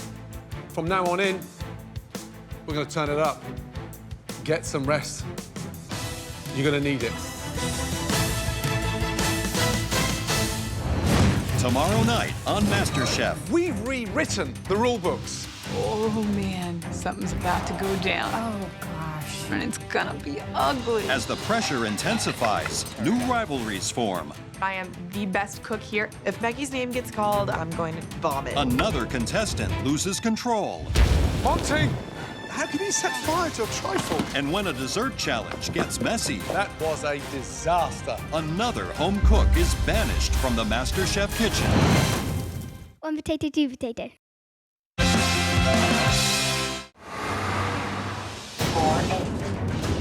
Last time on MasterChef, the home cooks got a surprise wake-up call. Move your ass, big boy. 10 minutes downstairs. Okay, We're gonna go. And cooked breakfast at one of the busiest hotels in the country. Shut your mouth, dude. And I'm No, you shut your mouth. A disaster. The red team triumphed, sending the blue team to the pressure test. I am freaking out. Under pressure, Ryan crumbled. Please take your apron and leave the MasterChef kitchen. Tonight, the home cooks face a daunting challenge. Our favorite dessert. Oh, gosh. And meet with mixed reviews from the judges. It's delicious. Looks like you went out and shot this thing and dragged it back to the plate. Finally, someone who understood the spirit of what we were asking for. Your worst performance in MasterChef. I don't think that's edible. And one more home cook is eliminated.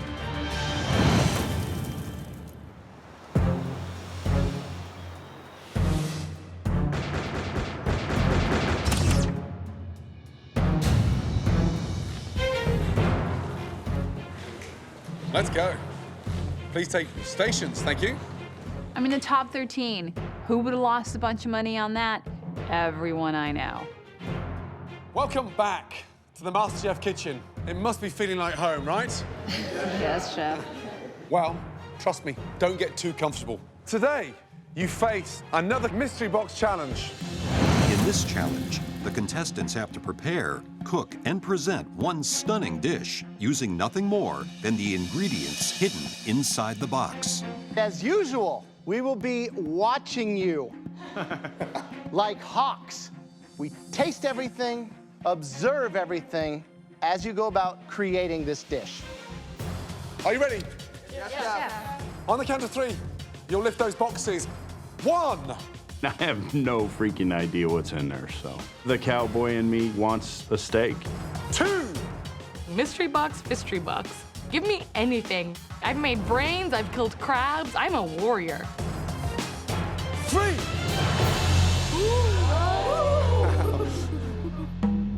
I cannot freaking believe that they gave this cowboy a T-bone steak. I'm just totally jacked. Glistening before your eyes is a gorgeous USDA choice T-bone steak. Alongside it, a selection of wonderful fresh produce: corn, watermelon, cabbage, peach, sour cream, tarragon, cayenne, and paprika. All of that in front of you, including that beautiful steak, will cost you less than $15 from Walmart. When I think of Walmart, I definitely don't think of steak. It was kind of cool to see so many different things in just such a limited budget, but good quality ingredients. And remember, like all mystery boxes, you don't have to use everything we give you. In addition, you have access to the staple pantry box to cook a stunning dish. Okay, you have 60 minutes to make one amazing dish that we could sell in any of our restaurants for $40 plus, with just $15 worth of Walmart fresh groceries. Your time starts now.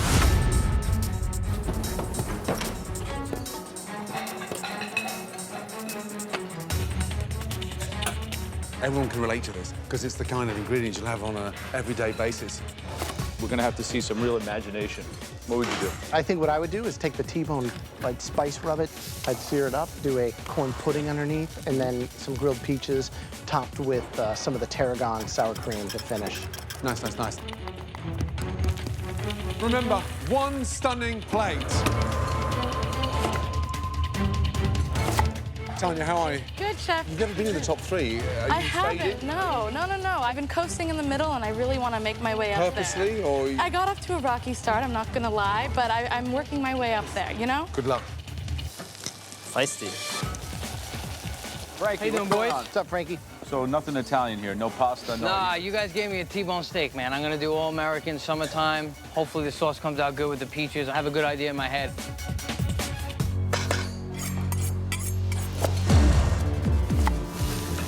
Interesting combinations, yeah? Absolutely.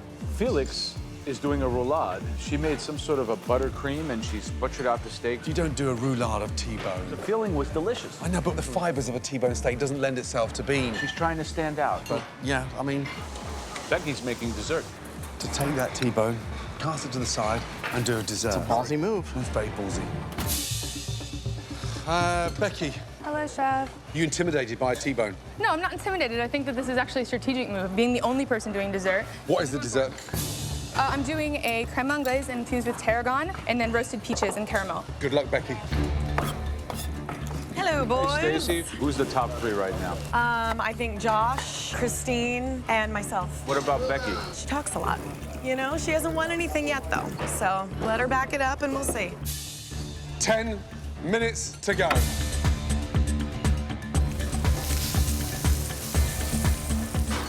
Charlie, touch that. Yeah. Temperature-wise, where are you with that? There's no spring. Medium well. What's going to happen to that steak in 10 minutes' time? It's going to, Medium well, resting for 10 more minutes, it's going to go to well done. Yeah. Good luck, Charlie. To be at this level, nobody should struggle. We're in the MasterChef kitchen. If you don't know how to cook a steak, you're in the wrong place. Guys, just under 5 minutes. Start thinking about what you're choosing, how you're gonna plate it, wiping it down, and presenting it. Darn it. 2 minutes to go. Here we go. Where's that paprika? Christine, 2 minutes to go. Yes, chef. She hasn't got the corn on the plate. What's she doing? Change gear, Christine. You're not going to make it. 13 dishes. We're only tasting 3. Come on. Finishing touches.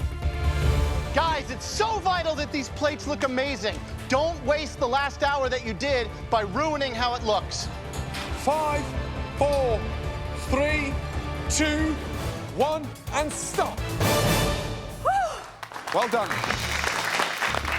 I'm feeling really confident. I love how my meat looks, and I pulled it out of my I don't know how I did it. Everybody happy with their dishes? Yes, Chef. After observing and tasting throughout the challenge, nice. The judges now take one final look to identify 3 standout dishes. Sweating like a whore in church, man. Becky, you're screwed. Why would you do dessert? I don't think that's MasterChef level. Joe, Graham, and myself have now chosen the 3 top dishes that we'd like to taste. First one. We actually thought that this individual was a one-trick pony, but they went out their comfort zone.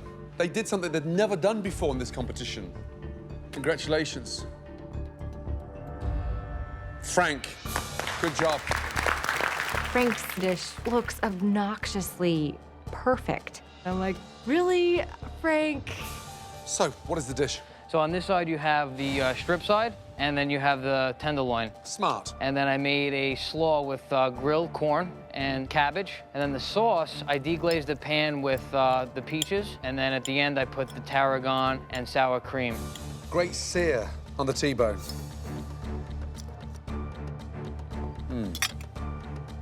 You've now reaffirmed your position in this competition. That's a bloody good dish. Well done. Thank you. Really good. Only thing that I would do more is just a touch more acid, but everything else is pretty spot on. Good job. Thank you so much, Graham.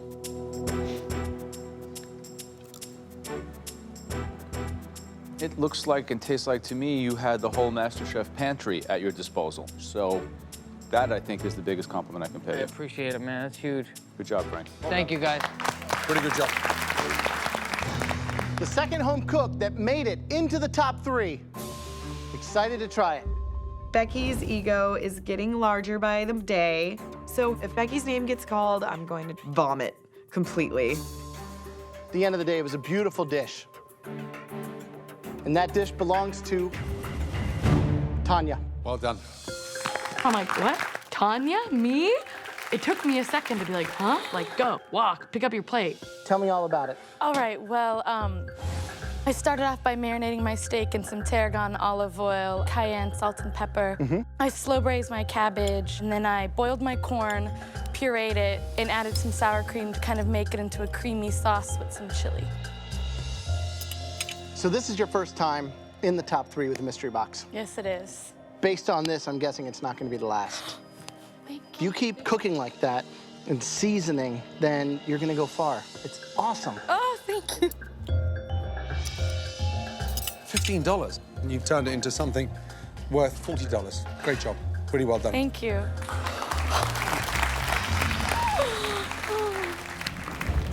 We'll be tasting just one more dish. And this next home cook didn't go the obvious way with the ingredients. Felix made this amazing roulade right in front of me, and I'm just hoping that they're not talking about her. I'm just praying that they're gonna call my name. In the top 3, it's Becky. Oh, come on, man. What the hell are these judges, basing this on? Becky drives me crazy, but damn, she's good. So obviously I did dessert. I made a little peaches and cream puree, and then I also did a sugared tarragon leaf, and then I oven roasted the peach with a little bit of caramel sauce. What's difficult to do with fruits and dessert is maintain the inherent acidity. It's very easy to get too sweet and too concentrated, but your cook on the peach is really top-notch. You went out of the mystery box and it paid off big time. Congratulations. Thank you.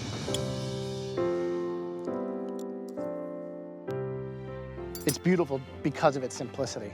So I think it's important for everybody here to realize how much plating can elevate your dish. Thank you so much. Thank you so much. Great job. Okay. Well done, all 3 of you. 3 outstanding dishes, incredible.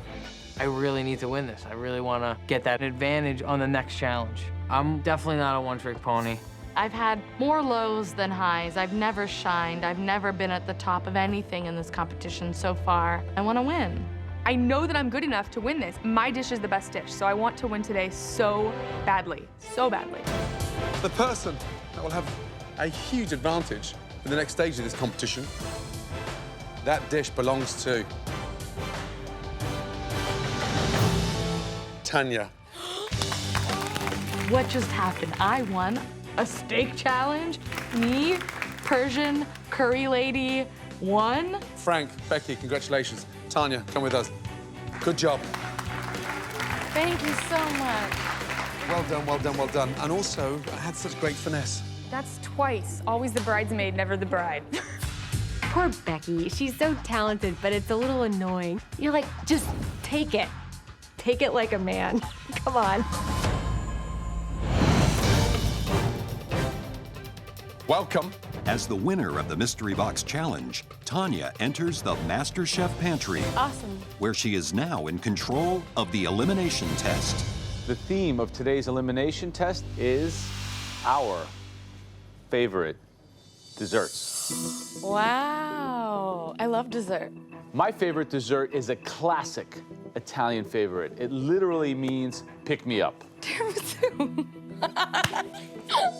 Yes, you guessed it, tiramisu. That looks awesome. Layers of lady fingers soaked in espresso and liqueurs, mascarpone cheese, and a dusting of cocoa powder. Yum. My favorite dessert is an all-American classic, strawberry shortcake. Oh. It's a perfect combination of crumbly cake, fresh fruit, and fluffy whipped cream. Clearly the easiest. And lastly, my favorite dessert. An amazing, delicious, very technical British trifle. Oh, God. Trifles are phenomenal. Deceptively simple looking, but it is complex. Today, all 3 will be served Oh, wow. There are 2 more things you should know. First, you won't be cooking, so you're safe from elimination. Congratulations. That's big. That's awesome. Second, you get to choose which of them makes what. Oh my God. You are going to tell us which 4 of your opponents are going to make Joe's Italian classic, tiramisu, which 4 are going to be making Graham's stunning strawberry shortcake, and which 4 are going to make this very technical trifle. But listen, Graham, Joe and I will select the worst in each category. That's the bottom 3.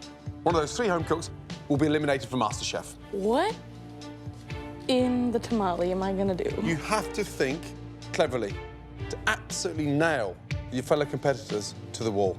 So, tell me, who makes complex, technical, or something simple? Oh, gosh. Oh. Tanya, make your way up to the balcony, please. Thank you. Good luck, guys. That's right. Tanya is safe. She will not be in this elimination test tonight. I think Tanya feels guilty about whatever decisions she just made, which makes me feel like, oh man, something's about to go down and it's gonna be ugly. The theme of tonight's elimination challenge is our favorite dessert. Oh, gosh. I messed up the apple pie, and now they want us to cook their favorite dessert. I'm terrified. Absolutely terrified. Il mio dolce preferito, my favorite dessert. Tiramisu. My personal favorite, strawberry shortcake. And my favorite dessert is trifle. What the hell is a trifle? Tanya's huge advantage is that she has chosen who will make what dessert. Tanya, have I been friendly to her? I think I've been good to her. We will select the worst tasting tiramisu, the worst tasting strawberry shortcake, the worst tasting trifle, and out of those 3, one of you will be leaving the MasterChef kitchen. Hold a huge advantage to the uppermost Batman. Not only does Tanya get to choose what we each have to bake, she gets to choose who we're competing against. Are you all ready to go into the pantry and find out which dessert Tanya chose for you? Yes, chef. All right, you guys have 60 minutes to make our favorite desserts. Your time starts now. Off you go. Damn shoes. God, I knew it. I see my name by the trifle bowl Yes. up against Stacy, Becky, and Monty, and I'm like, oh, I'm gonna be in the bottom 3 today. Boom. I got strawberry shortcake. Thank you, Tanya. I love this cake. Sweet. Tali's going to have a comeback. I feel so good right now. There's no way I could screw up. Yeah. Tanya chooses me to cook tiramisu. So I'm competing against Frank, Anna, and Felix. They are the strongest cooks still left in this competition.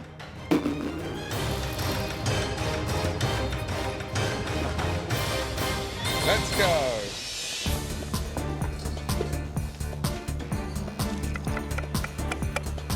I'm really excited about this. I mean, Trifle, Becky, Stacey, Monty, and Josh. So there's only 4 of them in that little mini contest. Yeah, I want to make a trifle. Why not? Let's make it. Let's do it. So, strawberry shortcake. We've got Tolly, Scott, Mike, and Christine. Tanya chose strawberry shortcake for me, and I think out of the 3, that's probably technically one of the easier ones to work with, so thank you, Tanya. I give Mike strawberry shortcake because he's a friend of mine and he's from the South. That's what they eat, and I know he can rock it. But I'll take him down later. Team Tiramisu is a very competitive group. You have David, Anna, Felix, and then you have Frank. It would be pretty tough to get sent home in the back of a tiramisu, but I don't think it's going to happen today, my friend. Where could it go wrong? Well, the perfect tiramisu, as much as it's a sweet dessert, it's about acidity, because the espresso has acidity and the cocoa powder has bitterness and acidity too. So it's a contrast of sweet, rich, and acid and light. How we doing, Felix? Good. Well, you're not going to put it in a form? How are you going to make it? On a plate, kind of more freeform. Wow, that's risky. 1 and 4 go to the bottom 3. Anyone can go home today, and you're in a competitive group. I'm not going home today.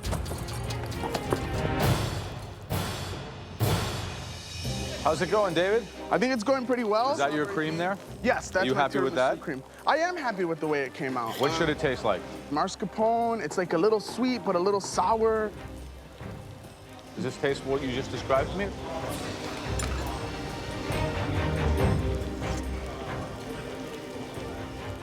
I mean, you've managed to take mascarpone, which is like a light, delicate cheese, and turn it into cream cheese. The theme of this elimination challenge is the judges' favorite desserts. Complex tiramisu. Simple strawberry shortcake. Technical British trifle. For winning the mystery box, Tanya got to pick which dessert each home cook would have to make. So trifle.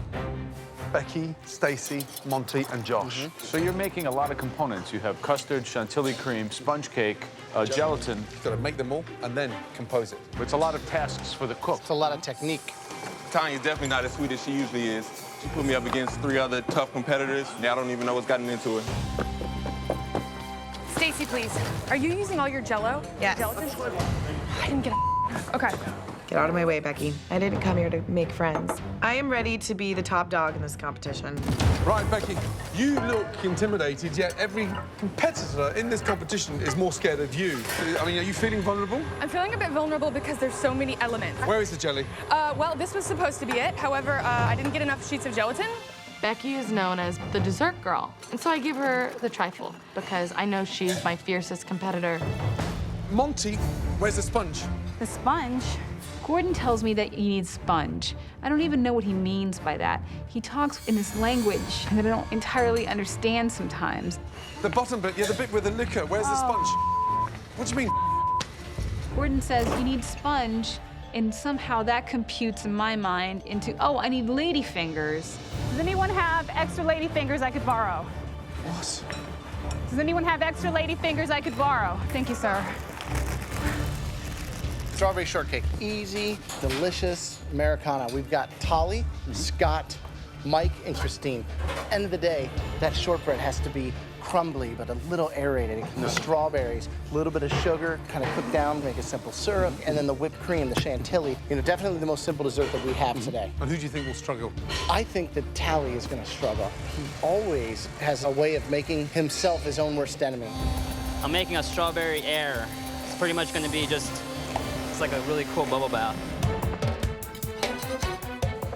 Scotty, what you got? Shortcake. Okay. My friend, your favorite. How much did you work this dough? Actually kneaded it pretty decently, I thought. But remember, you want this to be flaky. You want it kind of incorporated, just like that pie dough. I hope that you didn't overknead it, because it's starting to look like a little pasta dough. I give Scott a strawberry shortcake because it's so easy. He's had some troubles with the dessert in the past, but I'm worried for Scotty. Last 10 minutes. Start assembling your desserts. Look, Monty's cream's on fire. Monty! Monty! Yes, sir? Get a cloth. No, not with your hands. How can you set that go? How can you set fire to a trifle? That's the first for me. I'm looking to impress, sir. I'm looking to impress. Monty is all over the place. I don't even know where to start with her. Do you have any flour, David? I don't know anybody that could start a fire making a trifle bowl. You burn a trifle bowl. This challenge has set the cat amongst the pigeons. How's the trifle crowd? Disaster. I mean, honestly, nobody's jelly set. They haven't finished their pastry cream, and they haven't even started to think of the decoration. How about the tiramisu? I was worried about David and Felix, and rightfully so. Felix, she's doing like a free-form construction. Plated tiramisu, which you rarely see, but you never know if she can pull it off. What I've seen, Scott overworked his dough. His shortcakes are like, almost like little hockey pucks. No good. Mike won't stop decorating his bloody shortcake. He's going over the top. Yeah. The only thing he hasn't done is pipe cream underneath the plate. 30 seconds to go. Come on. Last touches. Looks like Frank's eating it. Hey, Frank, leave some for us. I got plenty for you, Joe. 5, 4, 3, 2, 1, and stop. Everybody.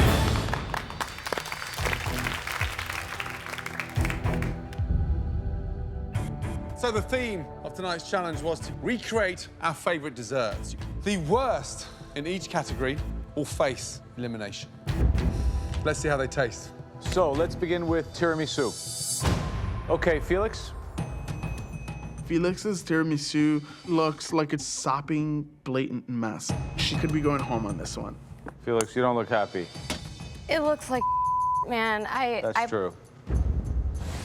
You saw the standard, we put it up there, we asked you to execute it, and you come back with this. It's so disappointing. If it's bad, you will go home.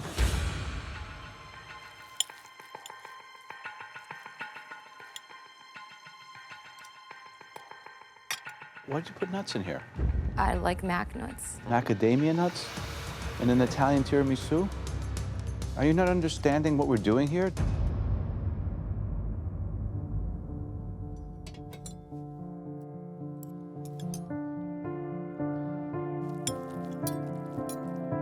I'm sorry, I have to eat this. Well, it's not even eating it, it's looking at it. You show, like, more finesse than anyone in the kitchen. Like, things are beautiful, and, like, that's not you. Come on. And it's, like, the smallest plate possible with it, like, almost falling off the side. I mean, I'm not trying to, like, hurt your feelings, but you know that. I know. It's terrible. I just want to fling it off the balcony.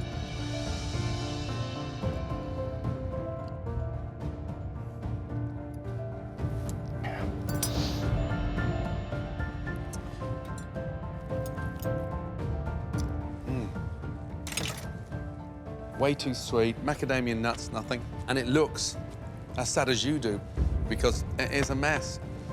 Alcohol all over the place, cream on the verge of splitting. So it's just like sweet on sweet on sweet, and it's just mush. I mean, quite honestly, your worst performance in MasterChef. I've been there. I feel horrible for him. There's a place I wouldn't wish my worst enemy to go in front of those three, doing a dish that's executed poorly. It's heartbreaking. Anna, come on up. You did a good job with your layering. As you can see inside, it kind of goes all the way through, and you have your lady fingers, your cream, and your lady fingers.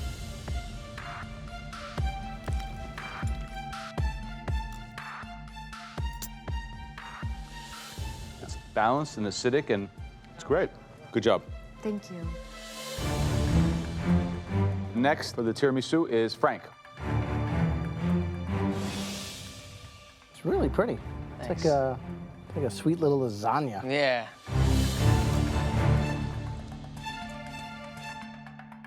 Super balanced. You did the ladyfingers justice, right? You soaked them, not too much. The layers are there. Beautiful. Thank you. Thank you. You'd like to taste the tiramisu from David Martinez. I think Tanya threw me under a train at this point, and there I lay, starfished, ready for the train to come. I mixed my mascarpone with brandy and marsala wine, and I topped it with hazelnuts. David, you go to Italy and you sprinkle hazelnuts on tiramisu. They'll shoot you. The whole idea of tiramisu means pick me up. You just put me down. Great shame. This is the first time I've ever made a tiramisu. That's pretty apparent. What's all this watery stuff around here? I believe I over-soaked my ladyfingers. Looks kind of gross. I apologize for that. Based on what I'm tasting, I wish I could send you and Felix home, because this is really, really off target. Tanya, what did you do to them? Brutal. Next up, Josh, please, thank you. Strawberry and raspberry reduction I did with some blood orange juice and some amaretto. And then I also did a banana cream. Tastes like a banana split. Thank you. It's not supposed to be a banana split. This is like a bowl full of cream with bananas in it. There's like no fruit.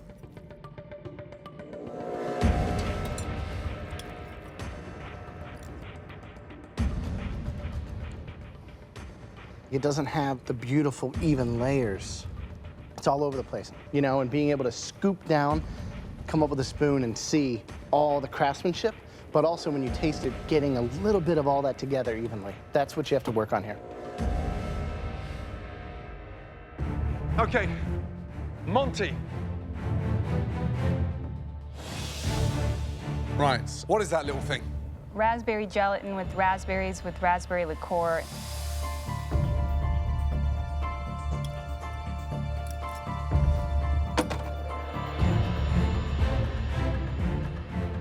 With 29 minutes to go, you hadn't even had anything in a bowl.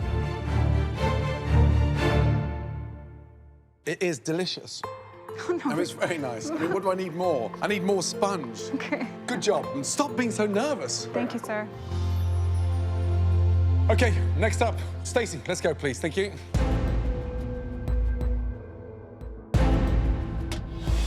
This is Italian trifle. What does that mean?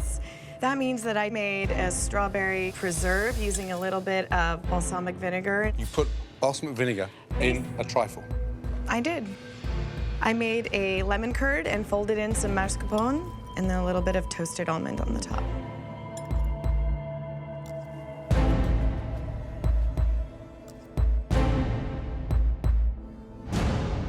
It's delicious. Thank you. Really good indeed. Thank Smart, bold move. Great job. Thank you. Well done. All kinds of goodies. Super balanced. The layers are there. I do miss the sprinkles, though. I think they're cute. Yeah. I think it's definitely delicious. Thank you. Thank you. The judges didn't say you can't take a little twist, so I went ahead and took some creative license on it and just went my own direction, trusting my palate. Becky, let's go, please. Thank you. Becky's walking up with hers, and as usual, hers looks stunning, and I'm just facing bottom three for the trifle bowl. So I made a raspberry and orange liqueur gel with orange flower water. And then I also did a custard with lemongrass and vanilla bean, and then the whipped chantilly cream with star anise. Did you have a strategy in presenting us with such dissonant flavors?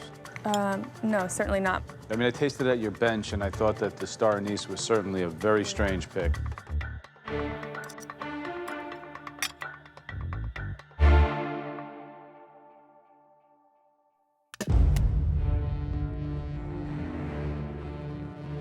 Gross.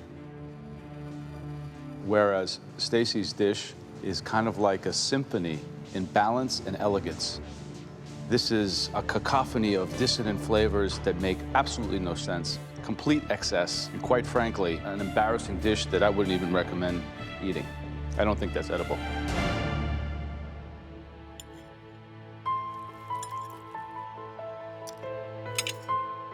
You've got so many strong flavors in there. It's almost like a sort of mouthwash. I think Tanya played this one absolutely right. Is it candied orange peel on top? I think I was just paying too much attention to trying to do everything from scratch. Becky, you're trying to show off, and it bit you in the ass. In all honesty, I don't know if it was Tanya's intent to knock you out of the competition and send you home, but there's a strong possibility that that's what she might have just done. All right, so the first strawberry shortcake that I would like to see belongs to Cowboy Mike.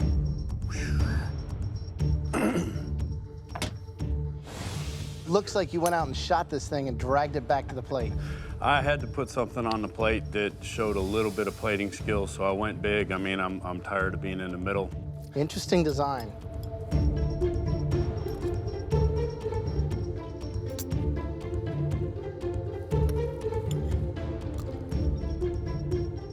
So, I mean, have you seen what a winning plate looks like in this competition?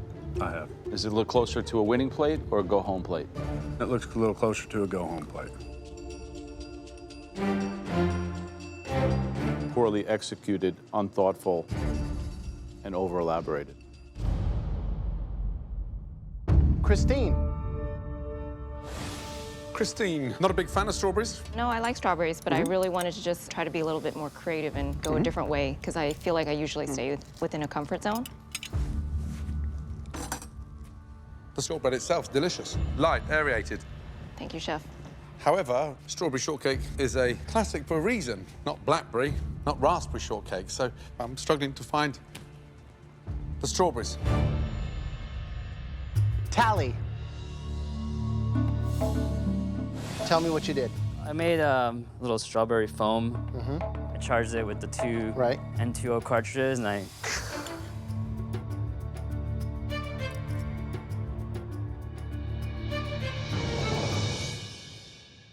This is really good. Oh, thank God. The shortcake, it's got a little bit of sweetness. I like the strawberry foam. Actually gives a nice concentrated flavor. As far as plating and the dish as a whole, this is one of your best. Thank you very much. Good job. Thank you. Last but not least, Scott. Scott, when are you going to burst out and start nailing this? I am trying my damnedest. So the texture with a fork going through the shortcake, it's doughy, it should be flaky. I probably over-kneaded it because I'm used to making pasta. And at this stage of the competition, I expect those strawberries to be glazed. I thought this one was going to come out like the shiny star. Scott, dear oh dear.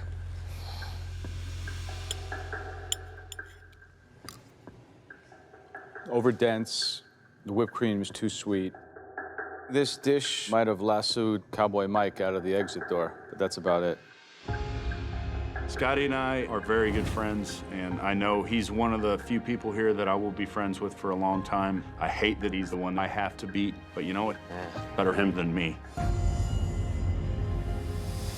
We need a minute. Have a chat amongst yourselves. We'll be back. I thought we were going to get like all pretty good, decent. I mean, in all honesty, Holly's looked prettier than anyone else's dessert out there. Becky, what was she doing there? Yeah, I don't know. That was gross. Joe, spit out my food. Becky saved my ass. I was trying to do too much stuff. I should have just been like, No. I don't think anyone thinks you're trying to screw them. I know they do. I know Becky does. And I wanted to give her something challenging as a competition. The worst in each category will be up for elimination tonight. But we all agreed that there was one standout dish that took a risk and made it work. Congratulations, Stacey. Great job. Thank you, Chef. Well done. It is the top 3 moments probably of my life. Falling in love with my husband, jumping out of an airplane, and Gordon Ramsay loving my trifle. Great job. Thank you, Chef. As you know, this is a elimination test, and at least one person will be leaving MasterChef. Joe, who had the worst tiramisu, please? The person who will be in the bottom 3 from the tiramisu is Felix. I do not want to get sent home. I'm better than the tiramisu. I feel like I have so much more to show. Graham, who had the worst strawberry shortcake?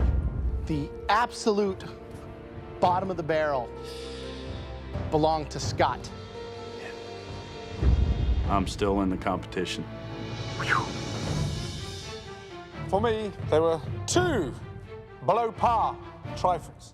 I know damn well they're not gonna call me because Joe definitely didn't spit my trifle out. But the worst trifle tonight belongs to Becky. Becky, step forward, please. The combinations between all those flavorings, it's like you got, I suppose, carried away with the hype. It was wrong in every aspect. Your saving grace is there's 2 worse dishes than yours. Back to your station. Thank you so much.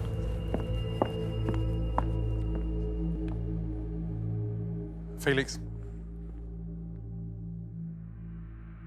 Step forward, please. You have a future in food. You're a natural in the kitchen. You've come a long way in this competition.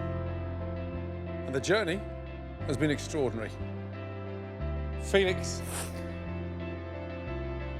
it's time to say goodbye to Scott. get back to your station. Good luck, baby. Scott, big heart, unselfish attitude. You have to continue your food dream. Thank you. Thank you all. It's been an honor. Please, take your apron off, place it on your station. Thank you, Chef. Well done. The best thing I'm going to take away from the competition is the experience from it. Good job, bud. I learned so much from those three gentlemen, and also my fellow competitors. I'm absolutely walking away a winner. I'm just not winning MasterChef. But what it did is it got me honed in, and now I can actually keep on winning in my own life. And I plan to do that.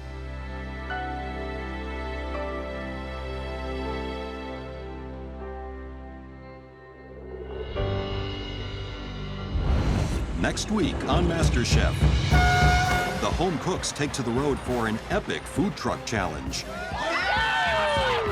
And with Stacy in the driver's seat, who is your dream team? Some team members crash and burn. Get the burgers on, David. Just cook it. Do I look like Superman to anybody? And when the pressure test proves too much to handle, one more MasterChef dream will end. You think you're going home now? One potato, two potato. Previously on MasterChef, I won a challenge. Tanya's big win gave her an advantage in the daunting elimination challenge. Our favorite dessert. Oh, gosh. While Monty turned into a hot mess. How do you set fire to a trifle? Stacy clawed her way to the top. Get out of my way, Becky. Congratulations, Stacy. Leaving Becky at the bottom of the pile. I don't think that's edible. But ultimately, it was Scott who was sent packing. Take your apron off and leave the MasterChef kitchen. Tonight, the home cooks take to the road for the latest team challenge. And it's Stacy who is calling the shots. My plan unfolded is exactly as I had seen it in my mind. David's gonna freak the out. Such a child. When the losing team faces yet another pressure test. I'm scared to death. One more MasterChef hopeful will exit the kitchen forever.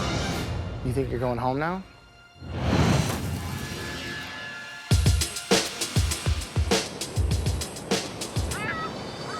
The remaining 12 home cooks have been dropped off in Venice Beach, California, where they're about to face a tough team challenge. Venice Beach feels great, man. You got the ocean, the sun. I feel good going into another team challenge. I just need a good team.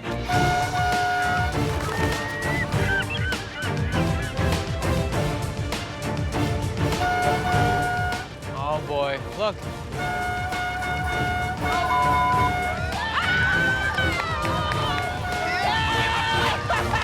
All of a sudden, there's 3 huge food trucks rolling our way, and it's my dream to have a food truck. Oh, Gordon's driving!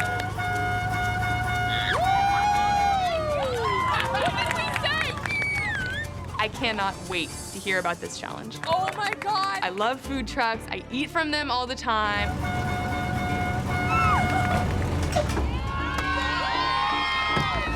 Wow. Right, good morning. Good morning! Welcome to Venice Beach, California. The fastest growing thing in food isn't a cuisine, it's a vehicle. The humble food truck. Yeah! Oh, yeah. For the first time ever, we'll be split into 3 teams. A food truck for each team. Stacy. Yes, Chef. You had the best dish in the last MasterChef challenge. That comes with an amazing advantage. It's time for you to choose 3 teammates.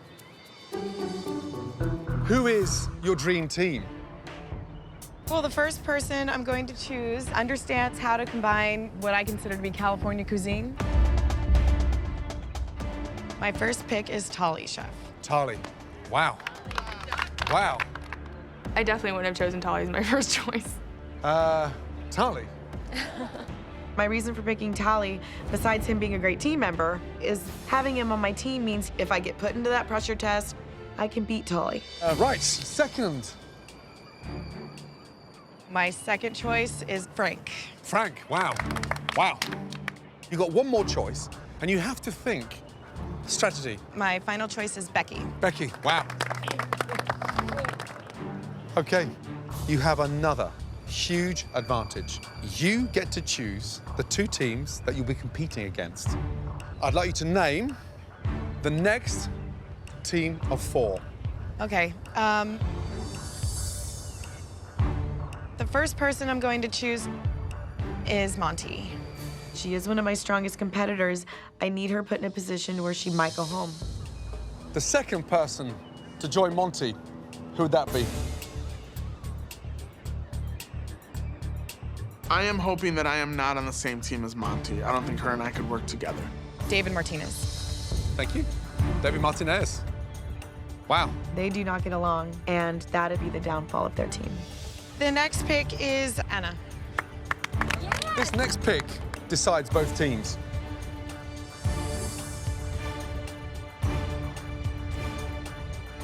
Tanya. Tanya. Wow. Felix, Christine, Mike, and Josh.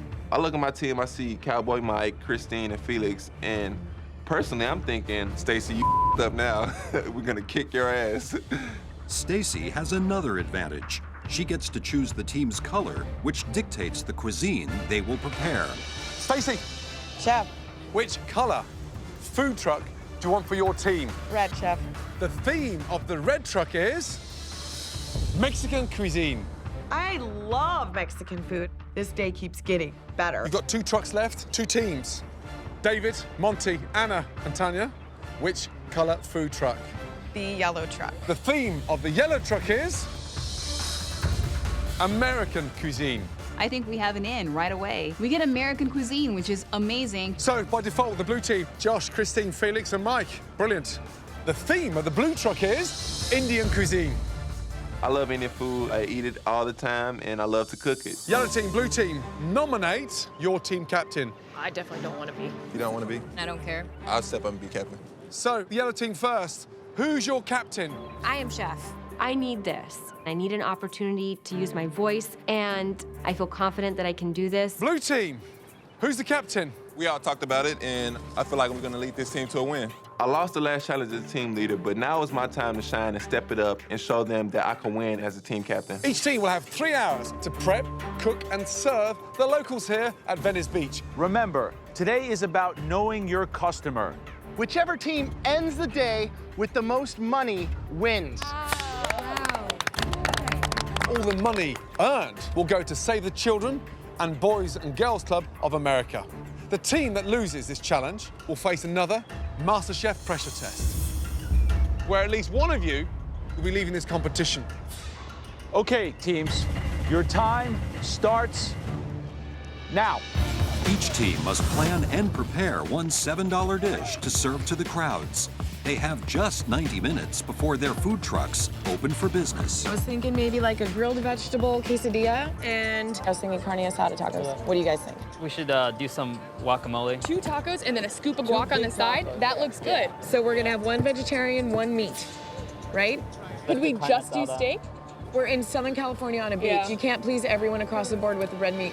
Stacy wants to do a vegetarian and a steak taco. That's totally bonkers. It's gonna be a lot of extra work to make 2 separate tacos for 1 order, but I'm gonna have to do it. We need to keep it simple. Hold on, let our team leader tell us her ideas. Okay, slider trio with French fries. I think it might be tough to do 3. Can we think about 2? I agree. I think 2, a duo would be And the better. second suggestion, no fries, chips, because chips you can do all ahead of time and have them in a bucket, basically. Hold on, double fried fries, you prep beforehand and then they're fried to order and it only takes 2 minutes. David and I are like oil and water. We just don't get along, man. I'm just trying not to get into a fight with anyone.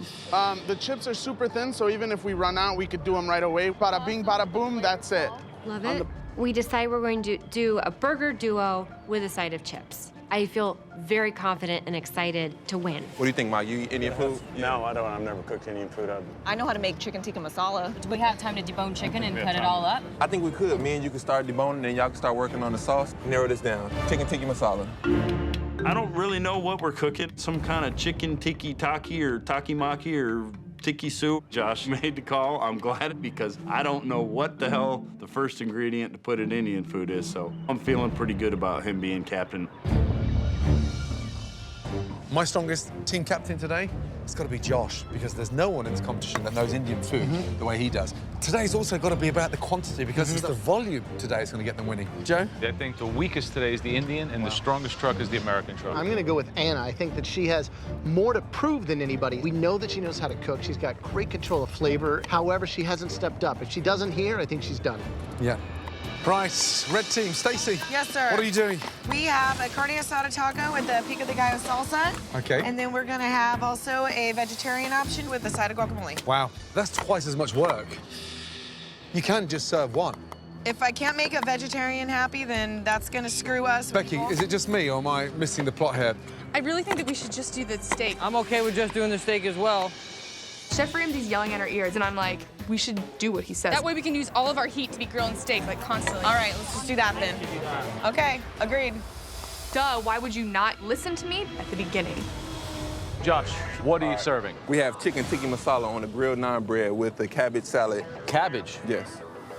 That's kind of a little bit out there. What else is in the salad? Yogurt and lemon-based salad dressing. Look forward to trying it. Good luck. Thank you. With 20 minutes until the food trucks open for service, the red and blue teams are already grilling. But the yellow team is still struggling to prepare all the components of their burger duo. What are you making? A burger duo with chips. 2 burgers. 2 burgers. Great Texas barbecue sauce Yep. going. And then we're doing a Calypso cider style. Wow, you're crazy. Why 2 of something when it's a single portion? I promise it's gonna be delicious. Gordon is baffled why we're doing 2 different style burgers. Why not just do 1 stunning burger? I think we want to show that we can pull out more than. But is it the same patty? It's the same meat. So it's just the garnish. And you're doubling up all that work just for a different garnish. David. This is a contest on volume. Yes, sir. And you shot yourself in the foot because you're doing 2 burgers for 1 dish. The Calypso burger. The Calypso burger. We've decided to 86 the Calypso burger. I think that's a great idea. I was worried about getting done in time. We're just gonna knock out a great Texas burger. Word of the MasterChef food trucks has spread on Venice Beach. Now, with just 10 minutes left until they open, the teams must have enough food prepared to feed the growing crowd. How many burgers are on? Are the burgers on? Get the burgers on, David. Monty, how many burgers are on? We have 0 burgers on. David? Yeah, I got it. Team captain. Yes. We're 2 minutes away. Yes. I've got hundreds of people walking down the boulevard, Yes, sir. and there's not 1 burger on. Yeah. For God's Okay. sake, can someone start cooking burgers? David? In this challenge, 3 teams are competing to create and sell 1 $7 dish from food trucks on Venice Beach. All right, guys, it's time. Here they come, here they come. All right. But as hungry customers flock to the trucks, the yellow team has no food ready to serve. How long for the first burgers? Just give me time so I can tell them. How long for the first burgers? 2 minutes. 2 minutes. Dude, what the is going on? There's about a 5-minute wait. We don't have 1 burger ready. We're gonna cause a riot out here. David? I got it. He's like, I got it, I got it. No, David, you don't have it. How long Yes, for the chef. first burgers? Here's enough for 20 sliders. We've got no burgers, plenty of burgers. Yes, I'm getting my team Is together. there an assembly line? Monty, you bun and meat, hand me, and I will sauce and coleslaw. Now we're getting going, but we have lost I don't know how many customers. Thank you so much for your patience, Sherry. And this challenge is about how many people you can serve. As the yellow team rushes to get food out, We got steak tacos, steak tacos. both the red and blue teams are moving food out quickly. Enjoy, you're gonna love it, trust me. Thank you. What can I get for you guys? 4 tacos. You got it. Here you go. All 3 trucks have a huge line of people waiting, but we're ready. 1 order. 2 order. Plates are going out really fast, so I'm happy with that. There you go. Please enjoy. Thank you so much. I'm a little nervous because if your line gets backed up for too long, customers are going to leave. So the time crunch is definitely on. Thank you. You're gonna love it. While the blue team is pushing out their Indian dish, 1 order? Be $7, please. the yellow team, having just gained momentum, How are you? has a new issue with their Texas-style burgers. Anna, this is serious. It's raw. No, stop. Okay. Oh my God. Gordon comes in and finds a raw burger. No, but we are going to get into absolute pandemonium. That is raw. And there's children at 3, 4, 5 years of age out there. Yes, chef. I'm going to flip my lid. Get the team together and get organised. Okay, thank you. Now.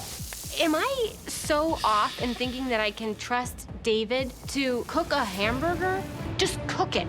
David, we are not serving raw burgers. Yes, sir. Yeah, I had a couple of raw burgers, but I'm cooking burgers faster than they could serve them. Give me a freaking break. Do I look like Superman, anybody? As the blue and red teams continue to crank out orders, Thank you, enjoy. the judges move into the crowd to collect customer feedback. Hey, guys. Hi. What did you have? We split. Really? Everything. Would you like better? The chicken. The Mexican family liked the Indian food better. Absolutely. So what'd you think? I liked it. Very good, yeah. Okay, good. So you had the Indian chicken tikka masala. Was it good? It was good. The coleslaw, I didn't really care for it. The burger itself is actually really good. It's a good deal. Yeah. Order up for Tracy. Thank you. Make sure you get some extra barbecue sauce. Finally, the burgers are coming out. We have momentum. Please have a burger? Yes. Midway through service, the teams are raking in the money. Thank you. Thank you. But the judges have their own ideas about who's driving the best deal. $7. Halfway through the challenge, we're certainly not short of customers. Mexican food truck is doing okay. Although the spicing's okay, it's tough and dry. A lot of the people are asking me, why is there no fish? They wanted fish tacos. You're on the ocean. The Indian food truck's doing great. Delicious chicken tikka masala. It's yummy. The American food truck. Anna's personality shows in the dish. It's quite a delicious meal. I got a lot of good feedback. We had an issue. Raw burger. So in the lead right now. I think the Indian is in the lead, certainly with flavor. But we're halfway through the serving, and we could have been twice as many customers through by now. Right. You didn't have to wait, and it's hot. Thank you. I need you to finish this taco. We gotta go recruit, because I don't like this no line thing. I look at the other trucks, and the yellow team has people. You enjoy. And I'm going, we need more customers. Get ready for a mad rush. I'm gonna bring it right now. So I bolt out of that truck, and I start to run over to the skate park. Are you guys hungry? Let's go get some tacos. And I start telling people to get their asses over here. We are the red team. We're gonna serve you some really hot, delicious food, okay? Come over to my food truck. Come get some tacos, you guys. That middle truck right there. Red team, all the way. Thank you, ladies. Thank you. Hey, guys. Thanks for coming over. Oh, right on. And it'll be $14. With less than 5 minutes left and all three teams still moving food out, the judges don't see a clear winner. Yellow could have a strong finish. It's a bit of a bargain. You got 2 sliders for $7. I think the Indian is still hard to beat. It's delicious, it's hot, it's probably the most sensible, authentic, ethnic cuisine here. It could be the most delicious, but when it comes to sales, tacos are hard to beat. With less than a minute to go, all three teams make their final push to win the challenge. Thank you guys so much. Delicious tacos over here, guys. Come up and get them. Beth, order up, Beth. Just one order. 10, You got it. 9, There you go, 8, my dear. 7, 6, 5, 4, 3, 2, 1, and stop. Time is up, and our line was definitely long, but I don't know how much money is in our till, so I'm nervous. Everybody out, let's go. Come on out. Let's go. Woo! Time is up.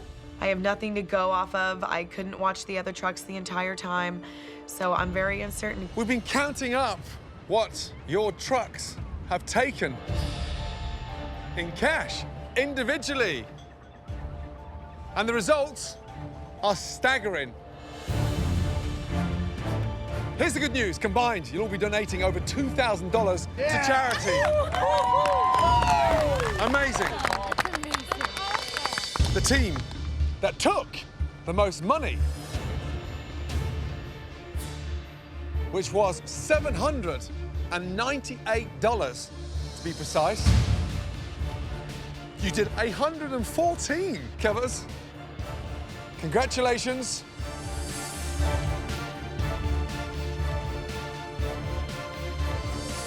Red team.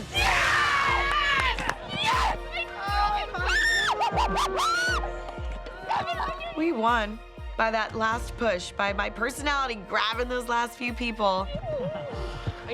Stacey, you had a huge advantage. You used it to your best ability. More importantly, it paid off. Red team, you will not be facing the pressure test. Thank God. Well done. Thank you. Thank you. Thank you, Chef. I'm just pissed. If we lose today, we're going into a pressure test. I could potentially be going home. Blue team, yellow team. Did the locals in Venice go for the chicken tikka masala?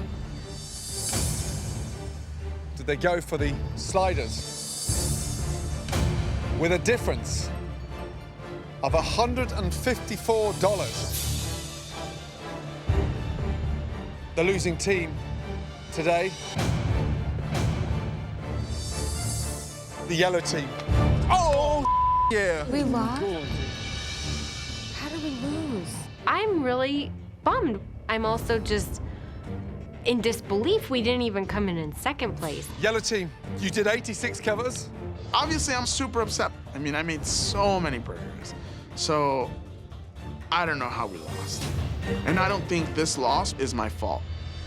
Yellow team, I hope you get a good night's sleep because one of you will be leaving this competition. And quite frankly, based on that performance in there, the lack of direction, you've only got yourself to blame. Yellow team's going to pressure test. Monty's up on the chopping block. My plan unfolded is exactly as I had seen it in my mind. Back in your trucks, clean up. We'll see you tomorrow. Red team, congratulations. Thank you, Chef. Blue team, well done. Thank you, Chef. Good job. Like, I want to know where you're upset. Should I answer that, or is David gonna freak the out? I'm such a child. I kept saying, let's get this started. Yeah. And when I came back, nothing was done. Everything was, I got this, I got this, I got this. I don't know what Monty wants from me. We should have just gotten those burgers out as fast as I was cooking them. That's the bottom line. So basically, you did nothing wrong today. What did I do wrong today? I'm asking. I'm Did we ever run out of burgers? Well, we didn't have them at the beginning. Those 15 minutes were our 20 tickets that we lost. It was my responsibility as the leader to get you going sooner. Bottom line, I'm responsible. I'm the team captain. I did the best I could, but it wasn't enough. I think my biggest error was trusting David's false sense of competence. From the time the first person got in line and gave you the money, how long did it take us to get out a burger? 10 minutes. 10 minutes? Not because of the burger. It took us more than 10 minutes. Not because of the burgers. And then the first one came back and it was Not raw. because of the burgers. I will not take the blame for that line not going as fast as it did. That's not my fault. They need to get their fingers working. The meat was done, ready to go. It wasn't ready. I'm pretty upset with David right now. We lost the group challenge, and it's David's fault.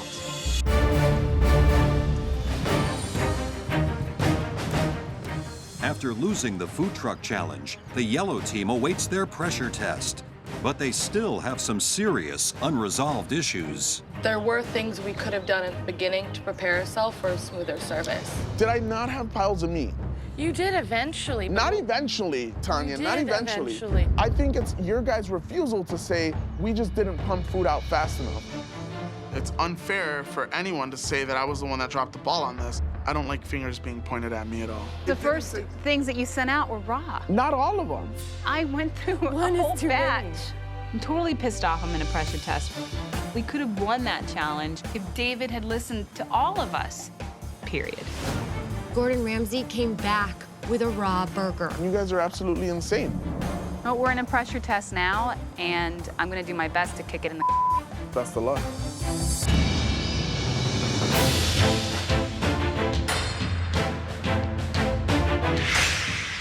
I want food to be my life. I'm here to find my place in that culinary scene. I want to have a catering company. I can't go home. If I get sent home right now, I'm going back into school. I'm going back into that horrible routine that was just killing me. Winning would give me that push and that courage to just go get what I want in life. And that's, of course, to be a chef. I feel kind of going into the pressure test because of that argument, because of my other teammates' opinions. I'm totally ready to fight for my spot here. Yesterday, you ran 3 amazing food trucks.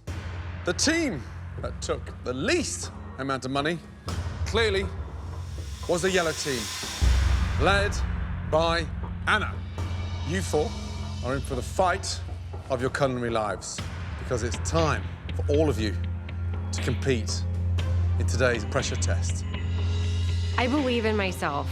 I'm hoping that my attitude and my style may actually save me. Your pressure test today is all about tortellini. It takes intuition and finesse to make the perfect tortellini. I will show you how. It's basically constructing a ravioli and then taking it one step further. The filling has to be flavorful, not too watery, because if the water boils, it will explode. You will have the combination of various meats and ricotta, Parmesan cheese, parsley at your station to create a balanced filling. You want a pasta that has a nice sheen to it. You want it to rest, so it's ready to be worked. The filling is about a half a teaspoon of your mixture. To bind the pastas together, you use an egg wash to make sure that the top level of pasta sticks to the bottom level. Feel around the filling to be sure that there's no air inside. Fold the bottom piece up over the top, pull each side around. This is where we're having small fingers is a big advantage.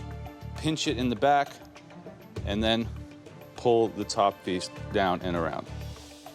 I feel like I'm not equipped to do this at all. Is it clear? Yes. Focused? Yes, Yes, chef. chef. All of you, head back to your stations. This challenge makes me nervous because I don't have small fingers. I just don't. You will have 60 minutes to prepare 10 perfect tortellini with a meat and cheese filling served in a simple broth. This challenge is designed with one thing in mind, and that is technique. At least one of you will be leaving the kitchen forever. Your 60 minutes starts from now.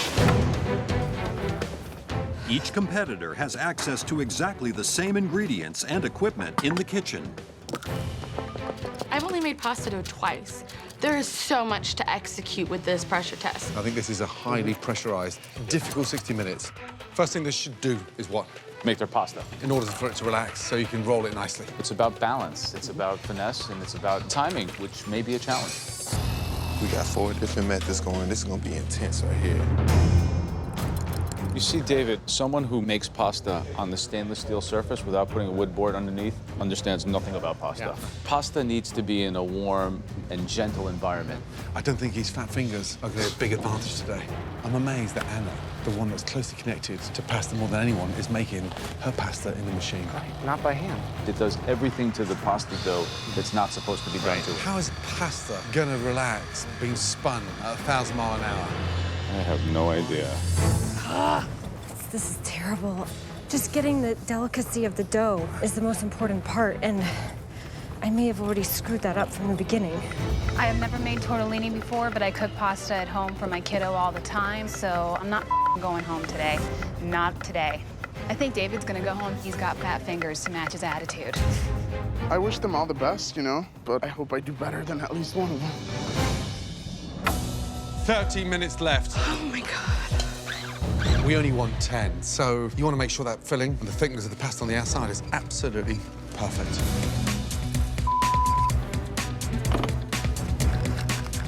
Ah! David Martinez. Sir? How are we doing? Pretty nervous. Have you made tortellini before? No, I haven't.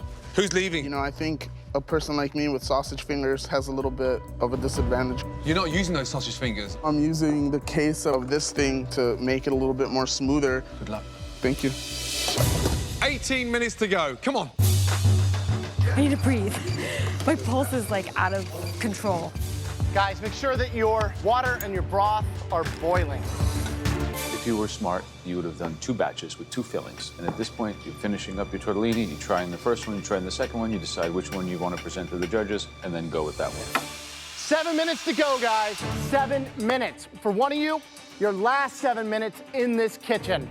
Not my last 7 minutes. I'm absolutely ready to fight back and make these tortellini as perfect as possible and show the judges and my other competitors that my hands can make something beautiful. This is absolutely at the wire. I don't know if I'm gonna do it. Tanya, how we doing? I'm scared, Chef. Yeah, you should be. Show me one of your tortellinis. So you haven't rolled these before? You haven't made these before? Never. Did you press the ricotta to get some of that water out? No, Chef. Have you tried one of these? Did you try the filling and poach it off to make sure it's not too salty? No, chef. Have you tried one of these to see how long it takes? I'm saying no to every question Grandma's asking me. I'm ready to throw the towel in. I'm ready to give up. Why are you upset now?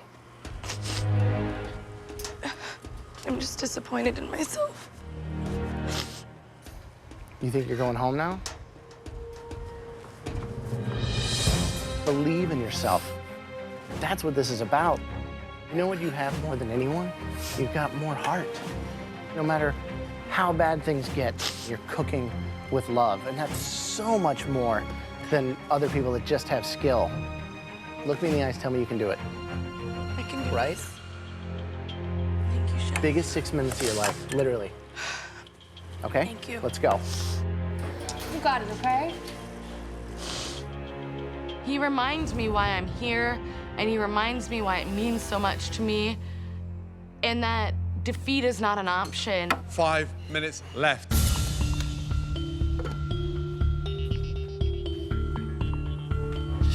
What's she doing sticking a knife in there? She just pierced it. The worst thing you could ever do to a tortellini. Yeah. It's like a boat at sea. Now it's got a hole in it, and it's gonna be leaking in water. Last 3 minutes, guys. Oh, my flame is off. Anna, 2 minutes to go. Oh, damn it. At this point, if your tortellini are not boiling, you're out of the game. 60 seconds to go. Oh my God, this is stressing me out. Start plating your dishes. 10, 9, 8, 7, 6, 5, 4, 3, 2, 1.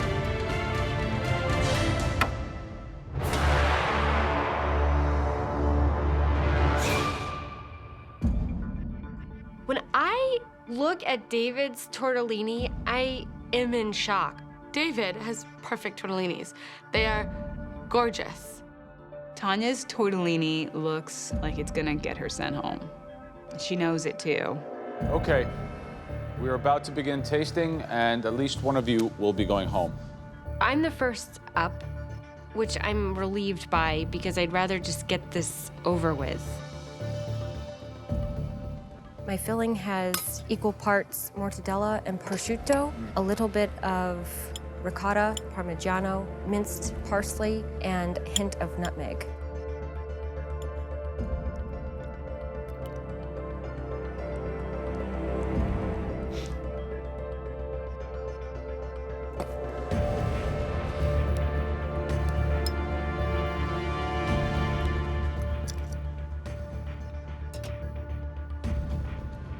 I can hear as he's chewing that my pasta isn't al dente, that it is raw.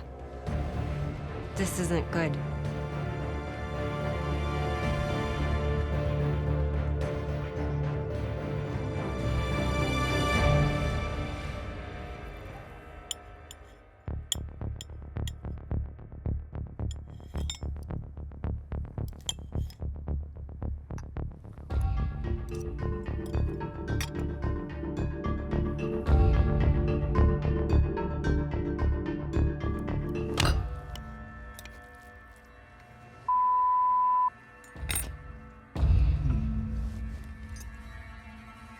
That's his rule.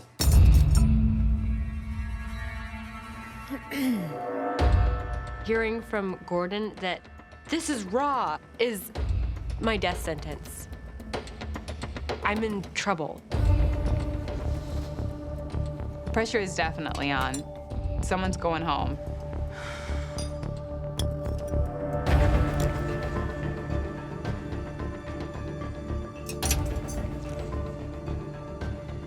You never made this before?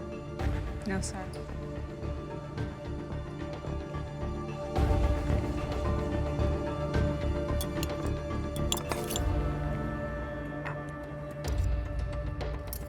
A little under-seasoned on the filling, but it's pretty good. It's not the prettiest tortellini I've ever seen, but I think I'm gonna be safe.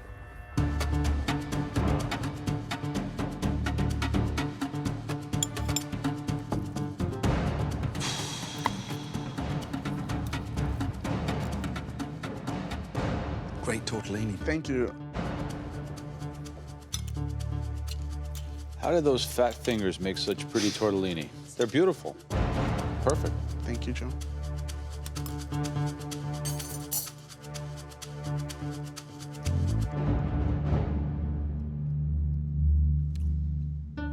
I think my tortellini look good. I am not going home today.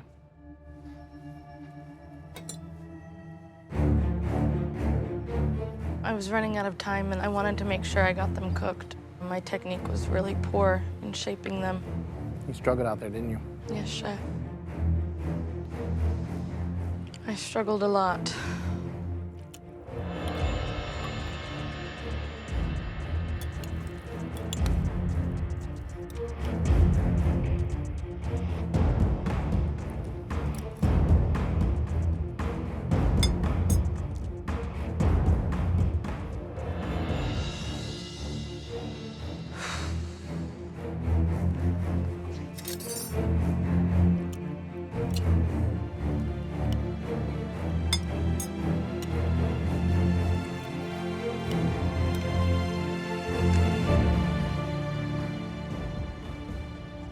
It's a very weird-looking tortellini. How'd you get that shape? Sit on them? I'm not laughing, I'm quite serious. I think it turned to that shape because the dough dried out and... So it's the dough's fault? No, it's my fault for drying out the dough, overworking it.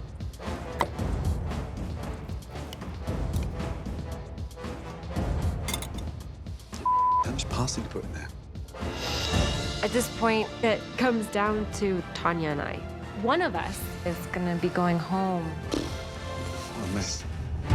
The judges must now decide who will be leaving the MasterChef kitchen. From top to bottom is a huge range. You'd expect that shape to be a little bit better than that, wouldn't you? Yeah. Okay. All four of you, come round, please. "60 minutes to make a stunning tortellini served in a simple broth.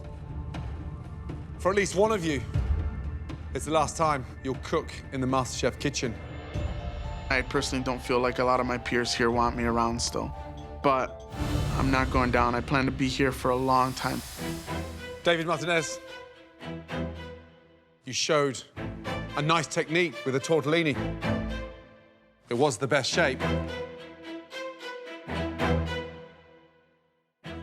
David, take your apron upstairs to the balcony. Good job with the tortellini. Thank you, sir. Thank you, guys. That little... Good job. 9 lives, man. Unbelievable. Monty, those tortellini were incredible. Balanced, refined in every sense. That's so awesome.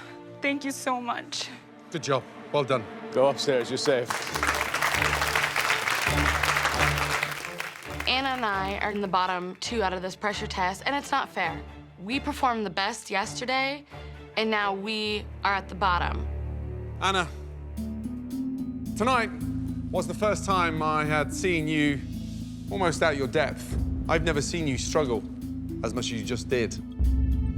You made some mistakes, starting by creating the dough in a food processor, to stabbing the tortellini to remove the air. They were raw. There was a lot of issues. I expected more. Yes, sir. Tanya, Yes, chef. I've never seen you panic, struggle, and look so uncomfortable with a challenge. I know that you were struggling. From the moment that we presented what this challenge was going to be, you seemed shocked. I think that's your worst dish so far in this competition. I agree, chef. The person leaving MasterChef.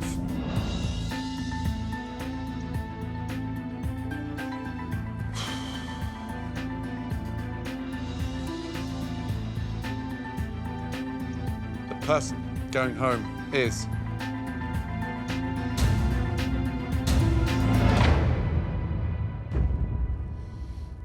Anna, your time is done in MasterChef.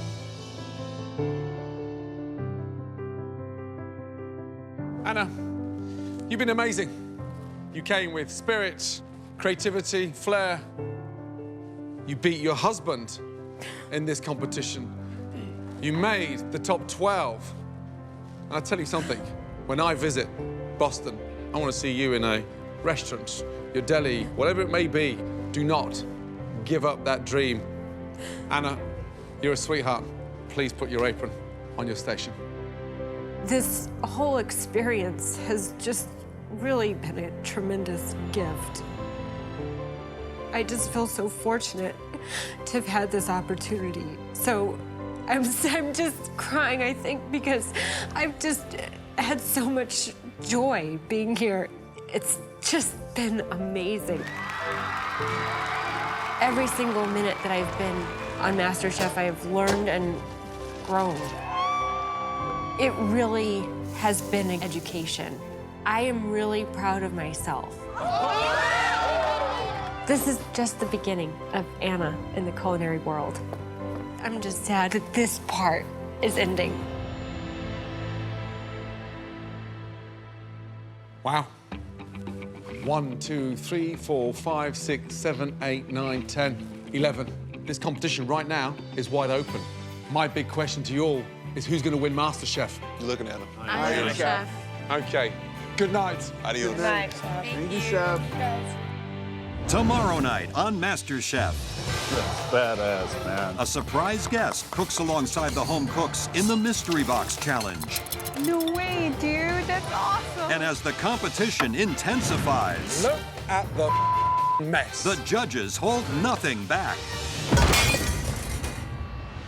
And after one elimination, there's more shocking news. They're gonna cut 2 people? One potato, 2 potato. Last night on MasterChef, Here they come, here they come. Let's do this. the food truck challenge put Stacy in control Red team all the way. as her plan to get rid of Monty was on course. Or is David gonna freak out? Such a child. This day keeps getting better. But when Monty passed the pressure test with flying colors, Those were incredible. Thank you so much. Anna was the one eliminated. Anna, please put your apron on your station. Tonight, a mystery box with a mystery guest. Go get him, Graham. It's badass. As the contestants cook alongside a Michelin star chef. He's one of the most talented chefs on the planet. And when the home cooks face a new challenge, disaster strikes. Look at the mess. See this? And after one elimination, there is a shocking twist. They're gonna cut 2 people? What?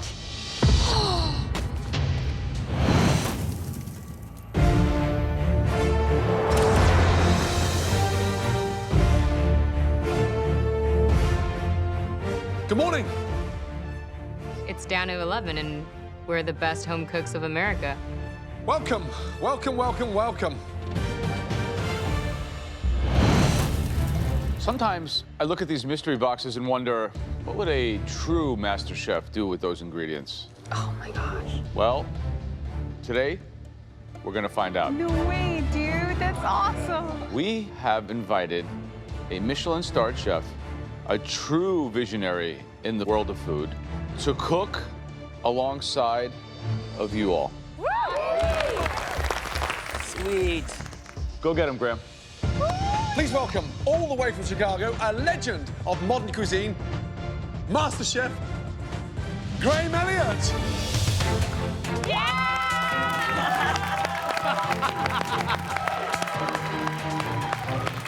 Attaboy! Do we know what we're in for with this guy?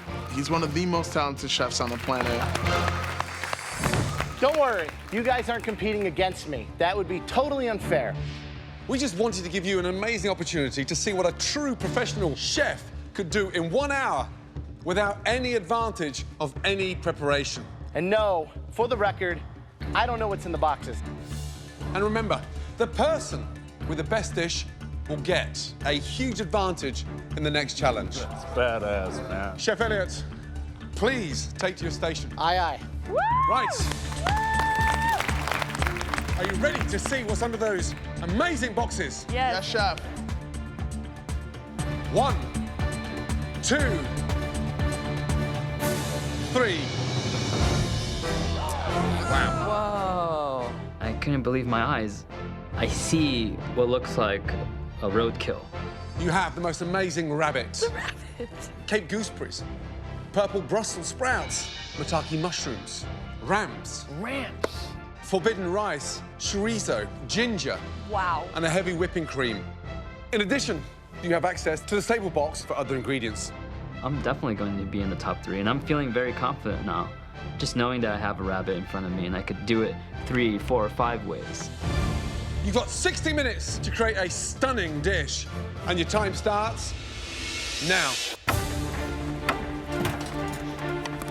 Going in this mystery box challenge, the person to beat is still Becky, because she's been in the top 3 of all the mystery box challenges. If I can kick Becky's ass, then that means I'm that much better.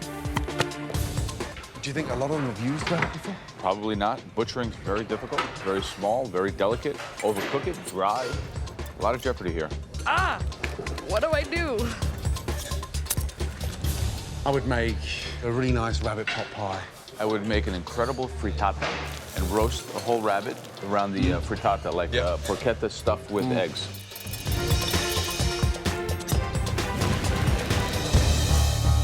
The whole idea of putting Graham in the kitchen with us, cooking side by side, is really to show us how a real chef thinks. It's intimidating. Graham can possibly put something up that just makes us look stupid. Right, Graham. Yes, yeah. How are you feeling? Amazing. I can't wait to see what you are going to be cooking over the next 55 minutes in comparison to what they're doing. Nothing crazy, literally. I mean, it's a mystery box. It's being able to, you know, utilize these ingredients to the best that they can. Oh! Just kidding. Oh. Just trying to scare you guys. So what's the difference between the way you run your station and some of these amateur cooks? Like, what do you do differently? Why are you more efficient? I think the biggest thing is to constantly clean, wipe down. I like to have my knife right here, exactly where I can use it all the time, being able to just grab and go. Good Great. luck. Thank you. Thank you. I'm a little intimidated. I've never butchered a rabbit. I don't know what the best way is to cook it, so I'm kind of trying 2 different ways, hoping that one of them is the right way.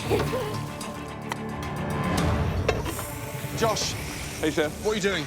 I'm doing a rabbit paella. Rabbit paella. And where is the rice? The rice is right here, and I don't even know what forbidden rice is. Oh, God, how am I gonna make this black rice work? It's gonna turn everything else black. The carrots, the chorizo, the ramps, just ruin the colors that I planned for my dish. So I wanted to just talk to you about the rice first. Good luck. Right now, I'm getting the stock reduced. I'm gonna make a sauce with this. I'm gonna either stuff the leg, or I'm just gonna sear off the loins. So I'm gonna do 2 different things and see which one tastes the best. 40 minutes gone, 20 minutes to go. Right, Mike, how you doing? Good, Chef. My grandmother used to cook rabbit stew all the time, so I've got that going right now. Backup plan is I'm gonna pan sear a leg, finish it off, serve it with rice. You sit in the middle. When are we gonna see you break through? Today, Chef. Good luck. Thank you, Chef. Nice and tasty. So nice to see Graham. Obviously using the carrots. He's doing a carrot puree there. Beautiful. And it looks like he's utilising every cut of that rabbit. I mean, that's really what a true chef looks like in the kitchen. 58 minutes gone, 2 minutes to go, guys. Finish those dishes. Let's go. This is it, guys. Come on, put it on the plate. Man, I do not know how to plate at all. Clarity and vision. Come on. What is he doing? Graham, he has nothing on the plate yet. Last 60 seconds. Graham, if this dish is not completed, you are leaving the MasterChef kitchen. Graham, where are you going? He's going. Graham, do not give up. Come on, Graham! With the clock ticking down, our home cooks and Master Chef Graham Elliott are racing to complete their dishes before time runs out. He's got something out of the fridge. What is that? He's done a dessert as well. Oh, my God. 90 seconds, nothing, and all of a sudden he comes out with a bloody dessert. And now look at it. 10, 9, 8, 7, 6, 5, 4, 3, 2, 1, and stop. Hands in the air, Graham Elliott. Well done. They look incredible. It smells fantastic. Chef Graham, please, come up with your dishes. Wow. It looks beautiful. Thank you, Chef. I mean, it looks like a dish that could be planted any 3 Michelin-star restaurant anywhere in the world. It looks stunning. I appreciate it. I would like all of you to come down and have a look at this, please. You've got to. Oh, my goodness. Did a carrot puree and a salad of different shaved, marinated, pickled carrots, and utilized all the parts of the rabbit. So I've got the loin, the rack, the kidney, the bacon, or the belly flap, and some of the liver. I also did a fennel panna cotta with a little bit of candied fennel branch, fennel fronds, and Cape gooseberries. Wow. Gorgeous. I'm looking at Graham's dish, and it's just beautiful. All the colors are popping. It's really like art on a plate. Well done, Chef. Great. Back to your stations. Once the contestants have tasted Graham's dish, our MasterChef judges now take one final look at the home cook's dishes before deciding on tonight's top 3. The winner of the mystery box will receive a major advantage in the next round. The first dish we'll be tasting had great plating, really nice execution, had that wow factor, and it looked amazing. That dish belongs to Frank. Well done. Really well done. I look at Frankie's dish, and it looks rustic as hell. There's like a bunch of lines on the plate and a bunch of the same colors. There's no diversity. Talk us through it, please. Okay, so you have the tenderloins that I crusted with caraway seeds, lemon zest, some ginger, and I just pan roasted them. The leg was deboned, pounded out, and then I stuffed it with the top of the ramps, a little bit of chorizo. Pounding out the leg and stuffing them, and that's a bold move.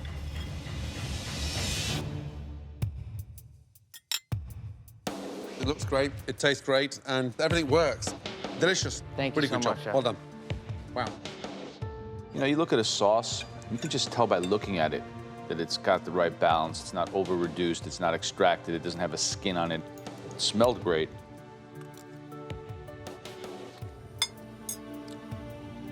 It's really, really good. Thanks, Joe. Might take it to the top. I think the coolest thing on this plate is the fact that you did that leg. Cool. Good job. Thanks, That's really man. good. Really good, well done. Thank you. The second home cook who made it into the top 3, they used the rabbit legs, they used the forbidden rice, and the cook on the rabbit looks really perfect. It really impressed us. That person is Cowboy Mike. Bring it up. Kidding me. Holy crap. Yeah! Top 3, baby! First time for everything, Chef. What do you have here? I did the rice and a little bit of rabbit stock. I started with the idea that I was going to do a stew. I knew about 20, 30 minutes into it that wasn't going to work. So I incorporated a little bit of chorizo, a little bit of ramp into rice, sauteed that for a minute, and then cooked it off with the rabbit. What we love about this dish is the caramelization. And when I cut it open, it should be like this kind of very perfect white, but there should still be able to see the moisture in the rabbit leg. Right. Think you got it? I hope so. Wow. That's worth the price of admission right there.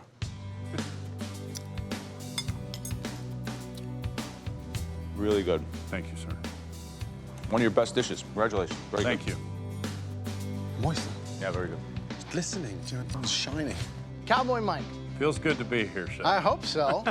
You absolutely cooked the leg beautifully, which is the hardest cut to do.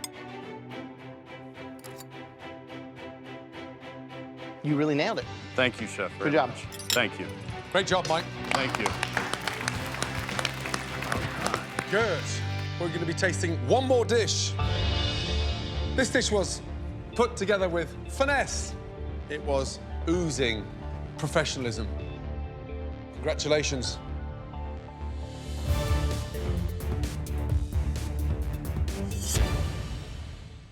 Becky. Well done. Becky. I am so sick of hearing Becky's name. It's so annoying, and I'm actually sick and tired of, like, Becky. Welcome back to the top 3. Oh, thank you, Chef. You've never won a mystery box yet. No. After I butchered it, I took the saddle and the 2 tenderloins and the upper arms, and I put those in the pressure cooker with a little bit of chicken stock and some of the rendered chorizo. Nice sear on the rabbit. Thank you. Cooked to perfection. Glistening, moist. But the glaze was the one that got us because it was almost like it'd been cooking for 3 or 4 hours.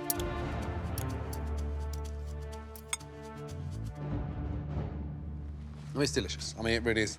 Oh my God, thank you. It's restaurant quality, without a shadow of doubt. Thank you, Chef.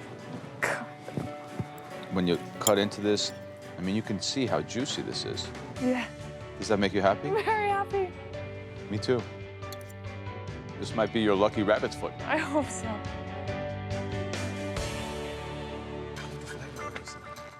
Carrots and rams and mushrooms. Oh, the mushrooms are so worthy. Can you order more sauce there? Nice and set. I couldn't believe the leg.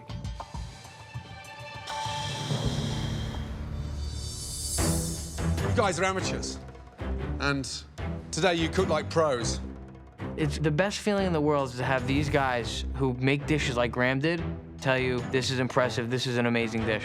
The winner has a huge advantage in the next stage of this competition. I'm a bit of an underdog. I think I kind of woke everybody up a little bit, and they realized that cowboy can cook. The dish that stood out to all 3 of us. This is my 3rd time being in the top 3. Hopefully they can see how much I want this and how much this means to me. Congratulations goes to Becky. Good job, Becky.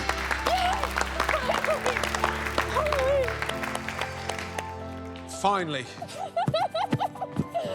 3rd time lucky. 3rd time's a charm. Well done. Thank you. Thank you all so much. Great finesse. The balance. We were struggling to fault anything. Are you ready? I am so ready. To take on board your huge advantage? Yes. Let's go. Congratulations. Well done. Great job.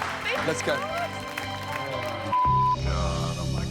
Oh, she's jumping up and down and screaming and hollering and pumping her fist and all that stuff, and you know, it was ridiculous. Oh my God! I can't believe it! Looks amazing, dude. I know. It's really good. I'm really shocked you weren't up there for real. Unfound territory for you. As the winner of the Mystery Box Challenge, Becky is now in control of the elimination test. The theme of the challenge has been selected by the judges. At the end of this elimination test, at least one home cook will be leaving the MasterChef kitchen. Today's challenge is all about the tools of the trade. Oh, okay. The first piece of equipment is Italian, and it's rock hard. Okay. It is the pizza stone. Oh. So if you don't have a pizza oven that goes to 900 degrees, you really should have a pizza stone. Because it retains heat and moisture, it can deliver you a crispy crust pizza in your home kitchen. The second piece of equipment comes from China. It's used for frying, poaching, searing, smoking, and so much more. A wok. Awesome. Okay. And the last piece of kitchen equipment is used to make some of the world's most favorite foods. French fries, onion rings, calamari, tempura. It is an incredible fryer. Now, Becky, you have no immunity today. You will be participating in this challenge. But it comes with good news. First of all, you get to choose which piece of equipment you'd like to use, and then you'll decide on which piece of equipment your opponents will use. This advantage is not something that comes easily, so I need to choose something that I'm gonna be familiar with, that I'm gonna be able to create a great dish with. What's the piece of equipment that you think you can excel with? I'm going to choose for myself the deep fryer. The deep fryer, wow. For your fellow competitors, what are you giving them? I'm choosing this device because it's gonna create maybe some more issues for some of the chefs that they haven't dealt with before, and for that I'm choosing Back to the station. Here we are. A master chef must be able to master every piece of equipment there is. We showed Becky 3 kitchen tools. Since she does not have immunity today, her advantage was choosing which piece of equipment she'll be working with and which one the rest of you will use. So today I picked for myself the deep fat fryer. And here's what Becky picked for the rest of you.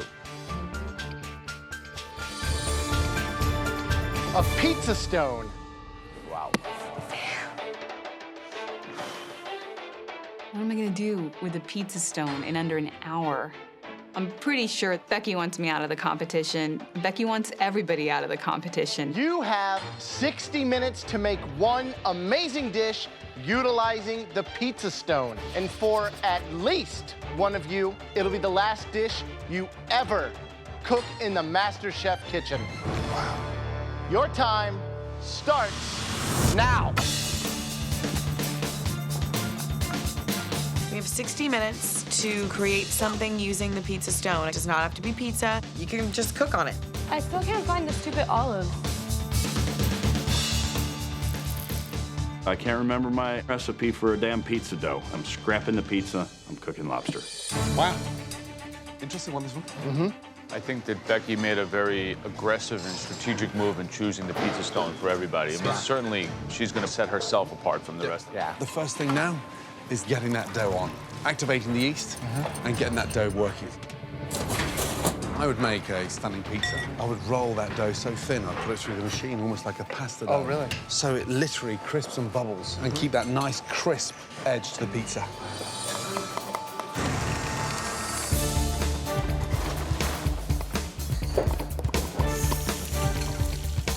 Right, Becky. Hello, Chef. What are you doing? I'm doing a tempura-style shrimp with a Thai coconut broth. We're down to 11. Yeah. Oh, my God. Who's leaving the MasterChef kitchen next? I think Cowboy Mike. Cowboy Mike. Yeah. Why? I just don't know if he has that passion to be a master chef. I know that he loves cooking, and I know he has a passion for food, but being a master chef is so much more than that. Good luck. Thank you, Chef. Cowboy Mike, what's going on? Chef, how are you guys? You're going to make lobster? Roasted lobster tails with a... You're going to roast the lobster tail on this? I'm going to start it in a little bit of water and then throw it in there with a little garlic and butter and then make puree. So there's 11 of you here. Who's going home today? David Martinez is going home. David today. Martinez. Great, thanks, Mike. Thank you, guys. Something's burning in the oven, guys. What is that? Oh, it's, I made a smoker. Made a smoker. Looks like you made a mess. So no pizza. No pizza. That's where my mind was. I just said I don't want to make a pizza. Taste that. Monty, where's your dough? My dough is in the oven already. Really? What are you making? I'm making a soda bread. I make it for my son all the time. A soda bread? Well, I'm gonna make a pureed carrot soup with a touch of ginger and lemon zest. Soup and soda bread. Yeah. Good luck. Thank you. Thank you. 15 minutes to go. Tanya, we are all over the place. What are you doing? I have this roasted vegetable dish, seared off my lamb, finished it in the oven. The lamb is still raw in the middle, Yes, Chef. and then you're going to fry it in a pan.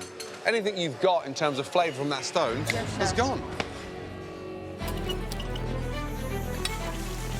55 minutes gone, 5 minutes to go.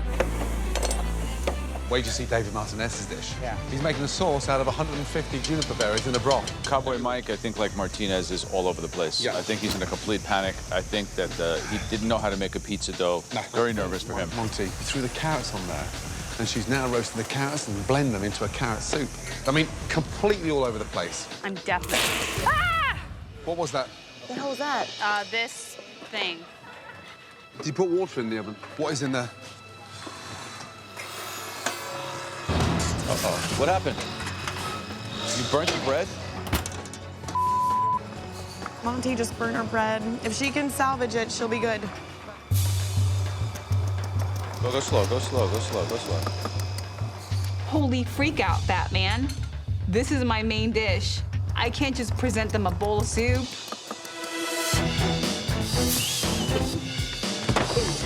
For God's sake. 90 seconds to go. Tolly, where we at? Got my pizza in the oven. Hopefully it can like start cooking fast enough. Okay, why don't you try to clean your station? I know. All right, come on, clean up, clean up. Everyone wants to make the top 10. The pressure is definitely on. Hurry up, guys.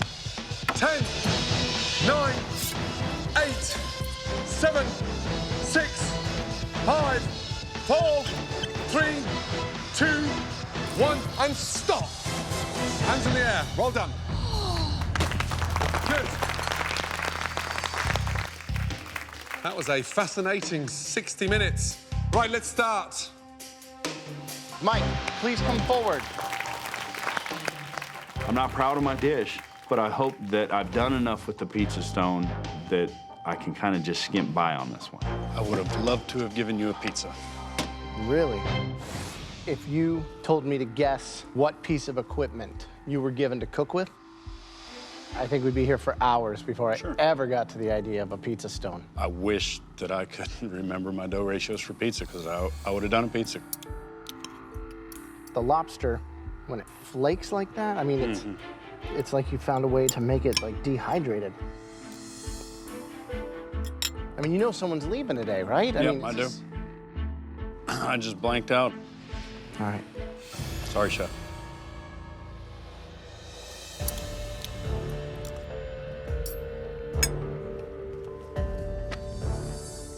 How can a stone beat you? No excuse, it just did, chef. This is your worst performance. You didn't remember a dough recipe of any kind? I just drew a blank. Yeast, flour, salt, water. It's pretty simple, right? Yeah.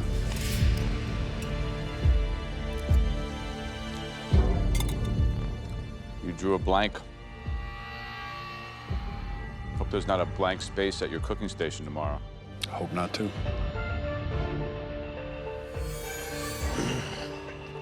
Hell yeah, I'm nervous. Good job, Becky, you know, but what can I do, you know?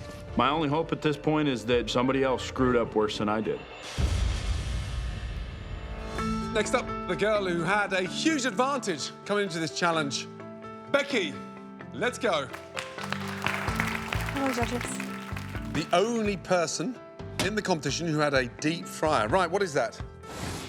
I did a tempura-style fried shrimp topped with yuca chips and then a curry and shrimp stock-infused broth.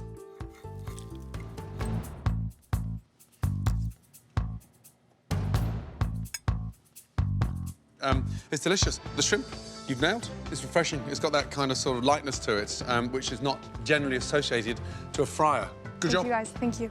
All right, next up, please, Christine. I decided to go with an Indian-inspired flatbread. I topped it with some chicken that I rubbed with curry powder and topped it with a fried egg.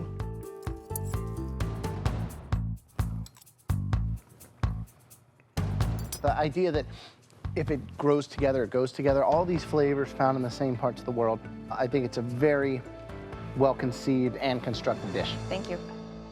Next is Monty. I know that Monty is a single mother and she does raise her kid and all this stuff, but this isn't like the best budget cooking mom's show, you know? She's not a master chef. How do you make soup on a pizza stone? I roasted carrots on a pizza stone and I pureed them. I made soda bread on the pizza stone as well. I thought about what I would cook for my son and I on a rainy day, and I would cook soda bread with a soup.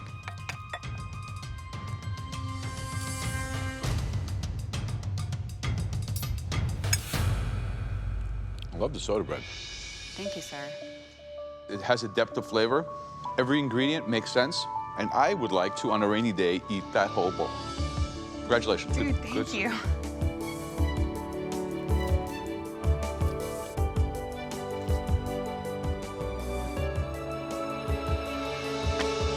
The soup's delicious, but the bread is phenomenal.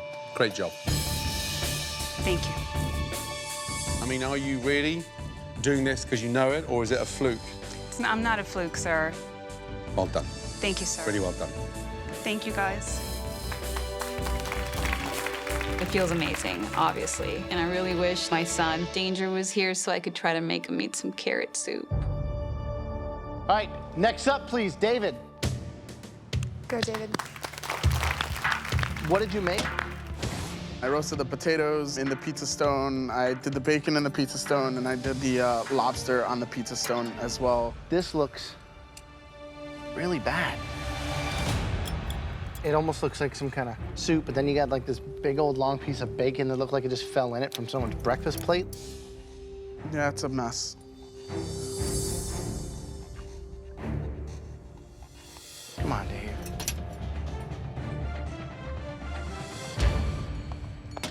I'm supposed to eat this? Really?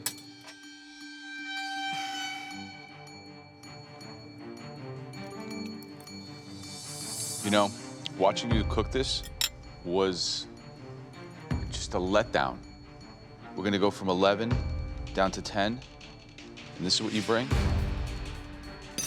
Go. This is the most important dish of your life, guys. You see this? This is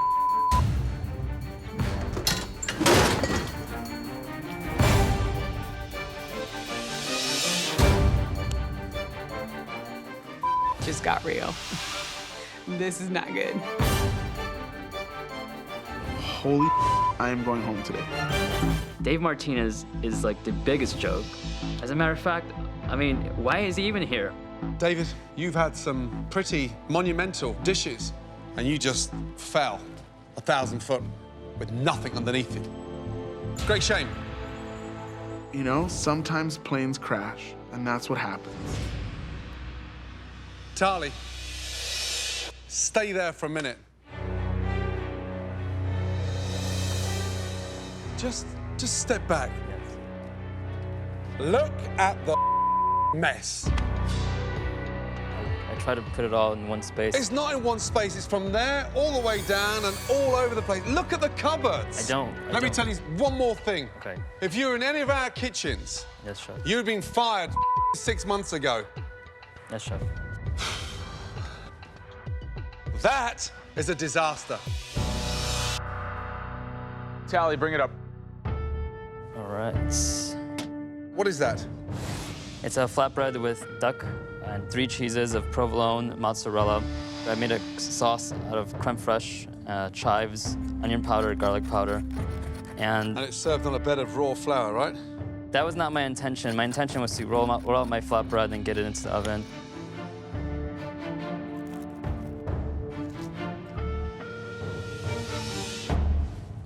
Yep. I mean, here's the thing. You work in a mess, you produce a mess. I'm struggling to identify what the hell you're doing. I really am. And the last dish. Tanya, please. Hi, Chef. Hi, what is it? I wanted to do something Mediterranean, so I did an olive cumin seed flatbread, roasted lamb lollipops, a roasted vegetable combination, and a roasted garlic yogurt. The dough's still doughy and very raw.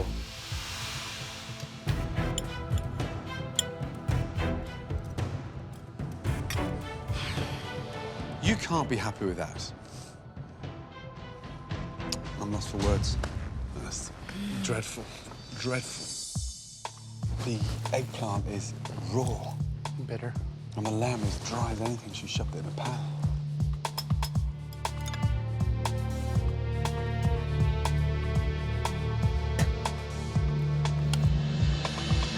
Were these raw, whole garlic cloves in here? Yeah, it's raw. When you go out to eat, they give you whole cloves of raw garlic to eat? No, Chef, they don't. We're here to judge a contest. We're not here to eat raw flour or raw garlic. When you give us crap like that to eat, it gets to be almost kind of personally offensive. You understand that? Yes, sir. Not only am I advising you to step up your cooking game, I'm also advising you to have a little respect.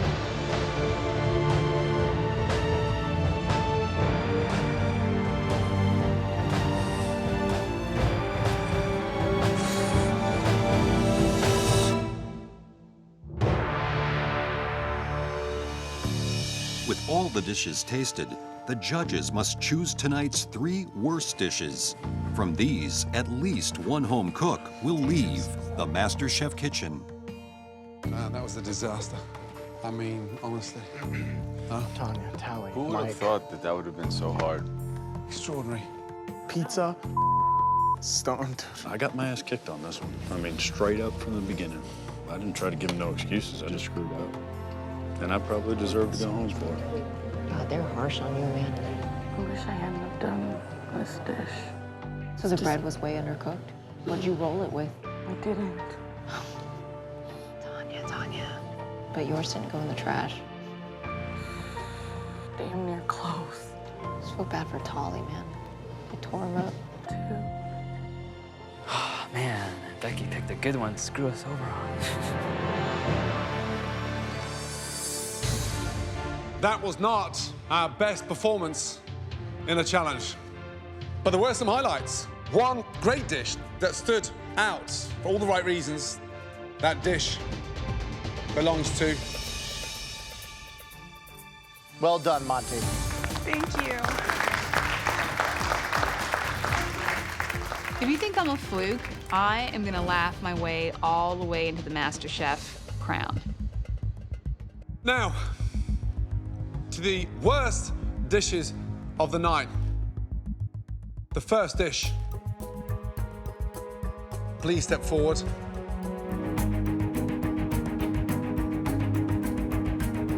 Tanya. I don't want to go home. I want to make the top 10.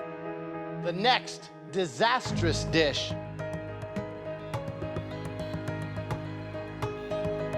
David, please step forward.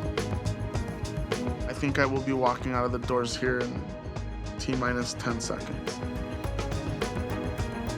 And the third terrible dish. Tolly's had a lot of chances, and I feel like his 9 lives are pretty much up. Please, God, pick Tolly. Please step forward. Cowboy Mike.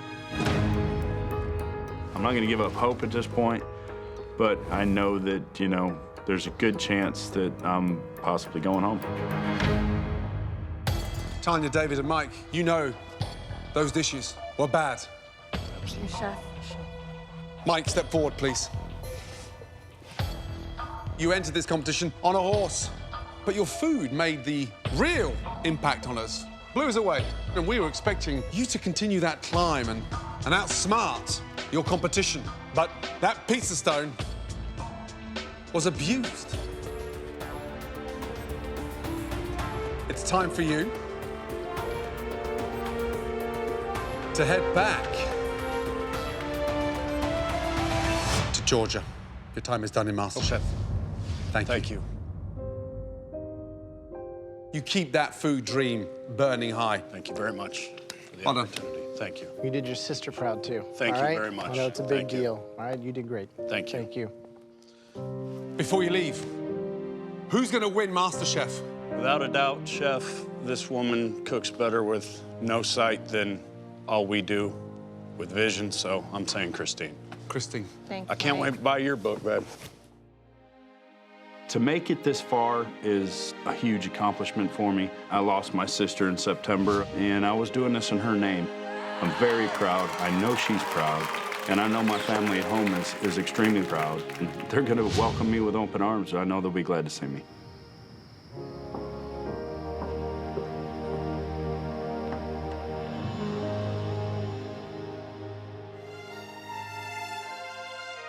Okay. 1, 2, 3, 4, 5, 6, 7, 8, 9, 10. The top 10 best amateur cooks in the country. Come on. How did I make it through this? How does that feel? Really great. Insane. Well, that 10 is about to become the top 9.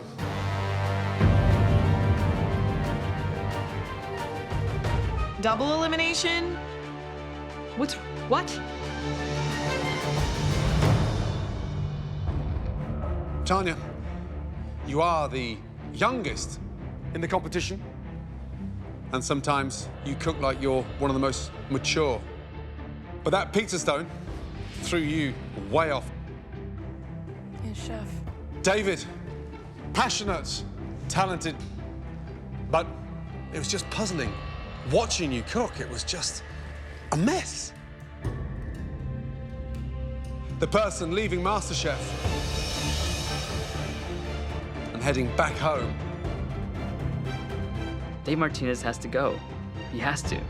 Is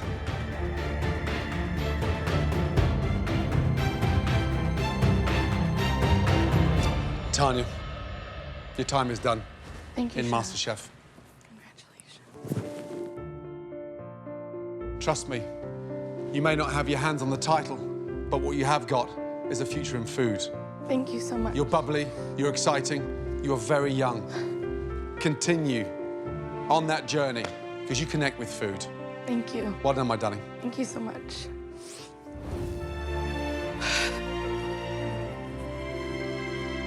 It's been great having you. Oh my God, I cannot believe you made it.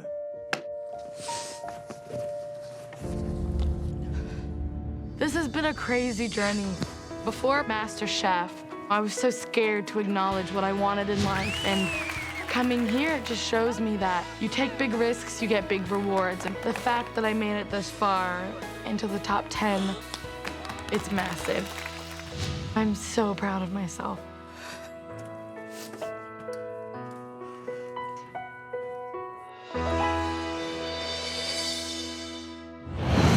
Next time on MasterChef. Oh my God. An ominous sea urchin makes its MasterChef debut. Oh my God, I hope that's not your brain. And the catch of the day sends a tidal wave through the kitchen. I'm definitely swimming with sharks right now. Everyone can go home as far as I'm concerned. And another home cook is sunk. Now, it's MasterChef, not Master Bait. I hope that fish doesn't take you down today. One potato, two potato.